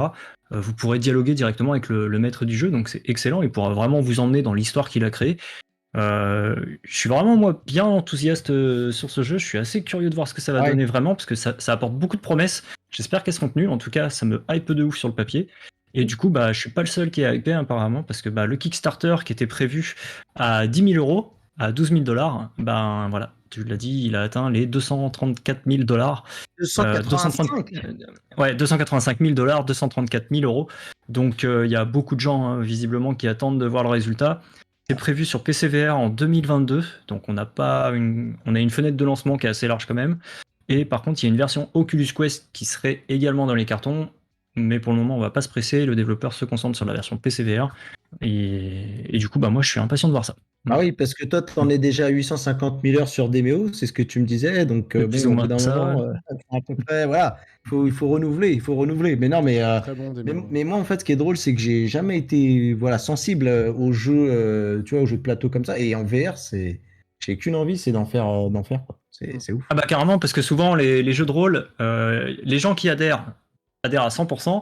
Les gens qui n'apprécient pas forcément les jeux de rôle, souvent c'est parce qu'ils en ont des petits préjugés, ou alors c'est parce qu'ils ont un manque d'immersion. C'est-à-dire quand tu joues dans un jeu de rôle, tu es censé te mettre réellement dans la peau d'un personnage. Et tout le monde n'est pas forcément taillé pour faire l'acteur, tout le monde n'est pas à l'aise pour faire l'acteur, mais quand tu es en réalité virtuelle, ton environnement global, tout autour de toi, tous les signes qu'on t'envoie, que tu reçois, tout ça en fait t'immerge dans un monde. Donc c'est beaucoup plus facile de faire de l'acteur là-dedans. Et du coup, c'est vrai que ça marche très très bien en VR. Est-ce que. Zazel, tu voulais dire quelque chose? Ouais, on n'avait pas de débat du coup. On n'avait pas de débat du coup ce soir, mais par contre, c'en est. Moi, j'ai pu en discuter avec 2-3 role-players du coup. Rôlistes. Rôlistes, pardon. Ça va chier. Traditionnels, etc. Donc, effectivement, et pour eux, en fait, il n'y a pas vraiment de il n'y a pas vraiment de demi-mesure, en fait. C'est soit ils peuvent faire vraiment ce qu'ils veulent complètement et modifier le truc en mode temps réel, ou alors, effectivement, ils vont trouver dommage de se brider côté imagination, etc. Est-ce que tu n'as pas peur, typiquement Par contre, l'une des grosses bonnes nouvelles, c'est que tu peux être dedans. Là où Demeo, en fait, est constamment au-dessus du plateau, et c'était l'un des plus gros reproches. Alors il y a ça, et il y a l'aspect, justement, quand tu dis être limité dans la création, etc., des environnements, j'imagine, la création en temps réel, des modifications, des trucs et tout. Là, tu vas pouvoir importer tes modèles 3D dans le jeu. Okay. Et rien que d'avoir permis ça, en fait, je trouve que c'est une bonne approche du développeur. Et j'ai pu discuter un petit peu avec justement l'équipe qui est derrière. Ça a l'air d'être vraiment des gros passionnés. Et moi aussi, j'ai fait quelques années de jeux de rôle. Et j'avoue que il faut soit tout mettre, soit vachement brider le truc pour que ça marche. Faut pas faire d'entre-deux. Et je pense qu'ils ont l'air de l'avoir bien compris, en tout cas. C'est pour ça qu'ils se mettent le maximum de moyens. Et du coup, ils sont super contents de la campagne qui a explosé de ouf. Mais, ça me hype de ouf aussi. Ça me hype bien, plus que Demeo, bizarrement. Mais la seule inquiétude que j'ai, c'est que on se retrouve avec le même problème qu'on avait dans les jeux de rôle. C'est-à-dire qu'au bout d'un moment, t'arrives plus à organiser de sessions parce qu'il te faut toujours les mêmes personnes. Voilà. C'est vraiment le seul truc qui m'inquiète, tu sais. Parce que t'arrives plus à organiser, parce que les gens ont plus le temps. Tu sais, dans un jeu de rôle, tu fais ta campagne avec les mêmes personnes. Et au bout d'un moment, t'arrives plus à avoir les mêmes personnes autour de la même pièce, tu vois. Dans la même pièce. Donc ouais, c'est le seul truc qui m'inquiète, c'est si t'as un DM qui, comme un jeu de rôle, il part et il te dit ouais, on est parti pour 35 heures de campagne. Il faut que il faut que toutes les personnes soient là pour 35 heures, c'est sûr. Ouais, il faut savoir quoi. C'est ça, ouais, mais je pense que c'est clairement un jeu de façon qui s'adresse à une minorité, hein, vraiment. Autant Demeo, c'est un jeu de rôle plateau où ça s'adresse à un large public. La première partie que vous faites, elle est très longue, mais une fois que vous avez terminé une première fois le jeu, après ça va très très vite. On fait quoi, une heure et demie de jeu en tout pour terminer le plateau. Et c'est vraiment pas compliqué. J'ai encore jamais perdu une seule partie. C'est juste impressionnant, quoi. C'est un problème. Là, j'ai l'impression que vraiment. Non, c'est que c'est vraiment pas compliqué. Non, mais c'est l'un des problèmes, modeste, d'ailleurs, en mais plus. j'espère qu'ils vont le corriger, ça. Le côté équilibrage, ça serait bien d'avoir une difficulté réelle du Ouais, côté Avec de- carrément, une ouais, grosse carrément. mise à jour, plus de contenu, un rééquilibrage. C'est Alors, prévu. le C'est contenu, prévu c'est qu'ils prévu, augmentent le mais... nombre de plateaux de 3 à 5 plateaux. Ouais, Donc, mais moi, je voudrais s'ils bien augmentent qu'ils le nombre de réimplémentent plateaux, aussi l'équilibrage. on verra. Qu'on galère un peu J'ai pas de plus, réponse. etc. Mais par contre, ça risque effectivement d'augmenter le temps de la partie aussi. Ouais, mais s'ils incorporent les sauvegardes, ça peut se à fait. résoudre. Sachant qu'ils peuvent tout à fait aussi donner le moyen aux joueurs de partir sur 3 plateaux, partie courte ou partie longue. Ouais, C'est complètement. quelque chose qui Bien, serait ça. envisageable. Ça serait bien. En fonction du temps que tu peux donner au jeu, Complètement. je pense que c'est la bonne solution. Ça serait C'est ça. la bonne chose. Eh ben écoutez les gars, je vous propose qu'on avance, que on fait un peu durer artificiellement cette émission. J'ai l'impression qu'on essaie de faire un truc Artificiellement. Et oui, pour avoir ce fameux retard habituel. Du coup, pour parler de choses artificielles, on va parler de No Man's Sky. Prism, une mise à jour avec des visuels magnifiques. Et effectivement, moi je ne retrouve jamais ces visuels dans mon casque. Je suis un peu déçu. Eh ben oui. Ah, monsieur Zazel. Eh ben, tout à fait. Ah, attends. Eh ben. Bouge pas parce que... Non, mais parce qu'en fait... Est-ce que tu veux que je fasse la news? Non. Il a alors, sauté. ça, Bah, ça c'est me- cadeau. ça me dérange pas, mais Ah. j'ai pas l'article. Alors, attendez, bougez pas. Hop. Non, c'est parce que l'article il a sauté, le pauvre. Bah oui. Et bah cher. Bah vas-y, du coup, Rames, je vais te la laisser. Tu vas commencer le temps que je trouve l'article parce que... Ok. Allez, visez. Bon, alors No Man's Sky, le on ne voilà. le présente plus, jeu d'aventure Ah, et de pardon. survie dans l'univers, un univers ultra riche où vous pouvez visiter la galaxie, tous les systèmes en place, etc. C'est vraiment un jeu de survie, hein. Vous avez une histoire, vous avez un fil conducteur avec une histoire, mais vraiment le but du jeu, c'est de se faire plaisir et de voyager, et de découvrir plein de choses. C'est un jeu de découverte. Et ils avaient teasé l'arrivée du VRSS, si je dis pas de bêtises, depuis quelques jours. DLSS. Du DLSS, pardon. Ouais, Et, c'est la même chose. et ça vient d'arriver, et du coup, techniquement dans le casque, c'est beaucoup plus beau. Ouais, je Alors regarde. beaucoup plus beau, meilleure résolution, meilleure fluidité. J'ai des doutes, par contre, j'ai pas pu tester la version personnellement, mais j'ai pu avoir l'avis de plusieurs personnes, dont voir certains streams de potes qui ont joué en VR et qui ont des RTX 3080E, Ah. et pas moi. Et Chais. clairement, ouais, en mettant tout en ultra, ça tournait vraiment très très bien, avec je rappelle, une RTX 3080. Il y a beaucoup de nouveaux effets de lumière, la réflexion, etc. C'est beaucoup plus travaillé. Vous avez par exemple, quand vous prenez votre lampe, vous allez voir à chaque fois un petit halo lumineux, vraiment très sympa, c'est style un peu fumé, etc. Les plantes sur les planètes, etc. C'est pareil, tout ce qui est effet de lumière sur les plantes et tout, c'est vraiment très propre. Qu'est-ce qu'ils ont rajouté? Ils ont rajouté J'ai mal à y croire. les créatures sur lesquelles vous pouvez... Franchement, ça marchait bien. Franchement, j'étais assez impressionné. C'était et si vous êtes sur PS5, pour le coup, pareil, j'ai eu l'avis de Herbie qui travaillait anciennement avec VR4Player, qui a pu la tester, et je l'ai vu carrément balancer un tweet aux développeurs en disant c'est la plus belle mise à jour que vous ayez faite. Si vous avez un PSVR et que vous avez une PS5, franchement, testez la mise à jour. Apparemment, c'est vraiment visuellement ça claque de ouf. Et quand vous allez par exemple vous promener, qui va se mettre à pleuvoir, vous avez la végétation qui va être mouillée, etc. Il y a un effet mouillé qui est plutôt réussi. Et franchement, niveau contenu, c'est plutôt léger. Par contre, niveau qualité graphique, etc., il y a quand même un bel upgrade. Et j'ai pu en être témoin, et ouais, ça Je suis vraiment impressionnant. Voir si ma 3070 elle passe quand même. Arrêtez avec vos RTX. Vraiment impressionnant en C'est tout bon. cas ce qu'ils ont fait Très bien, avec, très bien. avec ce petit No Man's Sky. Quand on sait d'où on part, C'est vrai. c'est assez chouette. C'est vrai. C'est inattendu. une belle histoire. Il y a plein de qualificatifs. Et je suis d'accord avec toi, Eh ben, écoutez- Virtuonaut. D'ailleurs, on le testera effectivement avec la 3090 pour voir ce que ça donne, du coup, vraiment, si ça met le PC en PLS ou si c'est... Combien de temps ça tient sur une fuite de mémoire? Alors, Ouais, c'est ça. on précise quand même que la 3090 Casazel a tendance à beaucoup fumer. On ne sait jamais vraiment pourquoi. Mais voilà, c'est peut-être une 3090 un peu custom bizarre Je sais pas pourquoi. de chez AliExpress. Ouais. Parce qu'elle fume beaucoup, hein, ta 3090. hein. Pourtant, elle est branchée sur du 2000 watts, je comprends pas. Tout à fait. Eh ben écoutez, en attendant, on va parler de Yuki, le nouveau jeu du studio Arbor. Le nouveau chien de... Oui, Euh, Yuki. Ouais, c'est vrai que Yukio. Yuki, ça fait un peu le nom d'un chien. De toute façon, si je dis pas c'est la dernière news, ouais, c'est ça. Du coup, Yuki, c'est le dernier jeu du studio Arvor. Si vous connaissez pas le studio Arvor, vous les connaissez peut-être pas de nom, mais par contre, vous connaissez certainement leur jeu. C'était Pixel Rift 1989, Pixel Rift 1995. Ils ont aussi fait des courts-métrages avec The Line dernièrement, qui était une petite aventure assez touchante sur deux petites poupées qui tombent amoureuses, etc. Et leur prochain jeu, donc Yuki, vous êtes un. Ils ont quelque chose avec les petits enfants apparemment. C'est bizarre à dire comme ça. Oula. Mais Oulala. du coup, vous incarnez un petit garçon, un petit enfant, qui a beaucoup d'imagination et du coup, avec sa figurine préférée qui s'appelle Yuki, vous allez devoir sauver l'univers.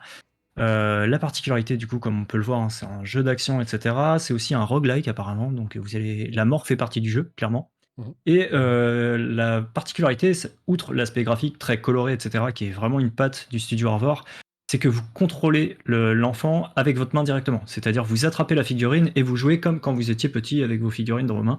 Faudra voir ce que ça vaut au niveau gameplay, parce que j'ai déjà pu tester des jeux qui utilisent ce genre de gameplay. The Lab, notamment. Et... ouais, c'est possible. Je me Il y a une rappelle expérience pas, dans The Lab comme c'est- ça où tu tiens ton vaisseau et tu- D'accord, ok. Je sais pas ce que tu en as pensé, mais du coup, moi, je pensais à Z-Race, par exemple, qui est un jeu qui est sorti il y a Mhm. pas très très longtemps, qui a Aussi. été vendu comme un Wipeout, au final, qui est tout sauf un Wipeout, et parce que vous contrôlez votre vaisseau à la main. Et puis j'ai testé un autre jeu où c'est pareil, c'est une espèce de shoot 'em up comme ça, où vous prenez votre vaisseau littéralement à la main et vous tirez comme ça. Et j'ai envie de dire, si c'est mal fait, c'est pas très convaincant. Alors, connaissant le studio Arvor et la qualité qui est souvent au rendez-vous dans leur production, j'imagine que ça va être bien fait, j'espère en tout cas. Et du coup, voilà, ils ont balancé une nouvelle bande-annonce, ça sort cet été. On n'a pas de date précise, mais ça sort cet été. Et si vous aviez déjà fait connaissance avec le studio, avec la série des Pixel Ripped, je pense qu'on est en droit d'attendre un bon jeu. En tout cas, c'est un espoir. Alors, est-ce qu'il y aura un mode facile Parce que l'art doit être accessible à tout le monde. On l'avait pas encore fait, celle-là. Merci, Selkis, de nous renvoyer la balle là-dessus. Non, ouais, c'est plutôt cool. Et franchement, j'adore le studio et la sensibilité en fait qu'ils mettent dans leur jeu. C'est vrai qu'ils ont peut-être un petit problème avec l'enfance d'une façon générale. C'est vrai qu'à chaque fois, ils cherchent à nous plonger dans l'enfance et tout. Mais force est de constater que ça marche très très bien. Iso, qui est dans le chat, d'ailleurs, l'avait fait aussi du coup lors de l'arrière-boutique. C'était son premier arrière-boutique. C'était son tout premier épisode. Je crois que c'était un gros coup de cœur aussi du côté de pas mal de gens du côté d'ETR. Donc non, franchement, moi je suis assez hypé et la directrice du coup a vraiment une sensibilité qui lui est propre. Et j'ai vraiment hâte de tester moi personnellement.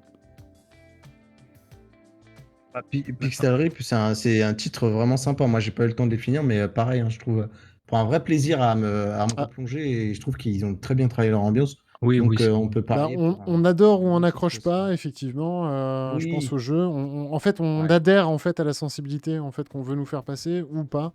Je pense que c'est avant tout des jeux effectivement où il faut rentrer dedans, il faut être réceptif en fait. Je l'attends pas vraiment comme le shoot 'em up, etc. Mais j'attends plus l'expérience et le jeu sur tous les à côté en fait, justement. Ouais, l'ambiance. Ils ont su démontrer en fait dans leurs différentes productions qu'il manque pas d'idées en fait. Et clairement là-dessus, si vous avez fait les Pixel Ripped, vous avez un florilège d'idées différentes qui à chaque fois vous apportent une espèce de surprise que vous vous attendez pas à ça en fait et vous vous dites ah génial, ils ont pensé à faire ça. Et là-dessus, c'est vraiment un studio qui marque beaucoup de points. Du coup, ouais, pareil, je l'attends pas forcément sur le gameplay, mais sur tous les à côté en fait. Et je pense que ça va être chouette. Très bien. Louis, tu l'attends ou pas? Parce que je vois que tu croises les bras comme ça, c'est vraiment là, tu l'attends. Comme ça. C'est pas ce que je règle. Écoute, moi, je vais aller faire Firecraver avec Zazel plutôt. Écoute. Toi, tout de suite, c'est les flingues. D'accord, tout de suite. Ouais, non, moi, je suis là pour tuer les gens. Je suis pas là pour sauver l'univers. Bravo. Tout à fait honnête. En vrai, ça pourrait être jouable, vu qu'on sera à Laval. On sera pas si loin que ça. Ça fait pas un gros détour. Ouais, Louis, il attend sa dose de Doliprane. non, ça va. Est-ce que t'es... Non, mais ouais, grave. T'es malade? Il parle du nez, Louis, alors tout le monde le grille. Il parle du nez. Ah. Tout le monde t'a crié, voilà. Et il est enrhumé, voilà. T'as fait ton test PCR? T'as pris ton coton-tige? Je suis vacciné. Ils ont mis. Ça empêche pas le coton-tige. Mais Et il s'est mis le coton-tige, mais le coton-tige s'est noyé. Tu viens de dire que j'avais un gros pitch for live ou je rêve? Non, je voulais dire qu'il était fourni parce que t'es enrhumé. C'était plus ça. Ils ont mis une rallonge. Bon, voilà, c'est en train de partir en sucette. C'est la pire fin d'une émission que j'ai jamais entendue. Donc voilà, je vous propose qu'on se dirige voilà, gentiment vers la fin pour donner la place à nos amis qui ont sans doute des choses bien plus drôles à faire. Voilà, avec Virtuonaut, c'est ça ce soir, Rames, avec Virtuonaut d'ailleurs. Ouais, c'est ça, ouais. On va tester Jetborn Racing, qui est développé par les développeurs c'est magnifique. C'est beau. Par les développeurs de Vitol. Donc, c'est un jeu de simulation d'aviation, enfin de simulation. C'est un jeu d'aviation, de course. Vous faites des courses d'avion dans des tunnels assez restreints et vous pouvez piloter avec vos motion controllers, c'est-à-dire vous contrôlez sans avoir besoin d'un HOTAS ou d'une manette, vous contrôlez directement avec vos mains. Et ça, Pour c'est le coup, on y est pas mal dans le Wipeout-like. On va voir ce que ça donne. Ouais, carrément. Et c'est plutôt fun. C'est visuellement pas forcément super joli, mais en tout cas, le gameplay est très cool. Et moi, si je pouvais, j'aurais même pu vous rejoindre parce qu'ils ont pensé à la team fragile. C'est-à-dire que tu peux rester dans les tourelles en attendant que les mecs arrivent. Si. Ah oui, c'est vrai qu'il y a ça. Ouais. Ah bah oui. Ah oui, non, mais tu te fais chier 90% du temps. Mais ils y ont pensé quand même. C'est sympa. Ouais, voilà, ils sont gentils. Qu'on arrive pile dans le bon virage quoi, pour nous tirer dessus. Ils sont gentils d'avoir pensé à la team fragile. Bon, après. Tout à fait. La team spectateur, en fait, du coup. C'est ça. Vous allez voir, c'est excellent. Quand vous terminez une course, vous pouvez applaudir avec vos mains, etc. Ils ont pensé à plein de petits trucs assez stylés et c'est plutôt chouette. Et ben en tout cas, vous allez voir. Hein, il suffit tout simplement de rester sur la web TV de TR et d'attendre que ça démarre. Je vous remercie les gars pour cette 25e émission. La moitié 25. De 50. C'est beau, hein? Ouais. 25. Le quart de 100. Ouais. Incroyable. Tout à fait. On a 25 ans qu'une fois d'ailleurs. Voilà, comme pour XR360. Donc merci Zazel d'avoir été des nôtres. Eh ben, un grand plaisir. Merci beaucoup. Merci beaucoup. Le gros blanc. Louis, soigne-toi bien, surtout. C'est ce que je peux dire, apparemment. Parce qu'à chaque fois que j'essaie de faire une blague, j'ai l'impression de m'enfoncer. Donc remets-toi bien. Voilà. Laisse mon fils tranquille, Mathieu. On en reparle la semaine prochaine. Voilà, tout à fait. Tout à fait. Et puis Rames, on te dit à tout de suite. Sur la télé, moi je vais manger, je vais regarder, je vais jeter un œil. Ouais. Au moins, de ce point de vue-là, c'est safe pour moi. C'est ça. Et on remercie le chat qui a été là avec nous, Royal, comme d'habitude, Selkis, Monsieur Hudson, avec ou sans trip. À Galdian, site de BDX, voilà, tout le monde, tous ceux qui étaient là, Itch. On vous embrasse tous. On vous dit à la semaine prochaine, même heure, même endroit, sur le Twitch de TR, 19h30, le jeudi, pour un nouvel XR360. Bye bye tout le monde. Ciao. Allez, et moi je vais reprendre l'antenne juste 30 petites secondes. Comment ça, Nardiner? Je te dois un V1. Non, c'est sur Pavlov, je crois que je te dois un V1. Les gars. Hop. Excusez-moi, j'ai coupé le Discord. Vous pouvez y aller, hein. Allez-y, lâchez-vous. Alors, voilà. Ouais. Alors là, que je vous explique un petit peu, là, donc ça parle du nez de Louis, bien sûr, de Nardiner qui fait pas son taf de modo. Enfin, c'est terrible, c'est terrible. C'est terrible. Bon. Virtuonaut et Rames, du coup, que vous allez accueillir tout de suite, sans plus attendre. Allez, salut, des bisous, à très vite.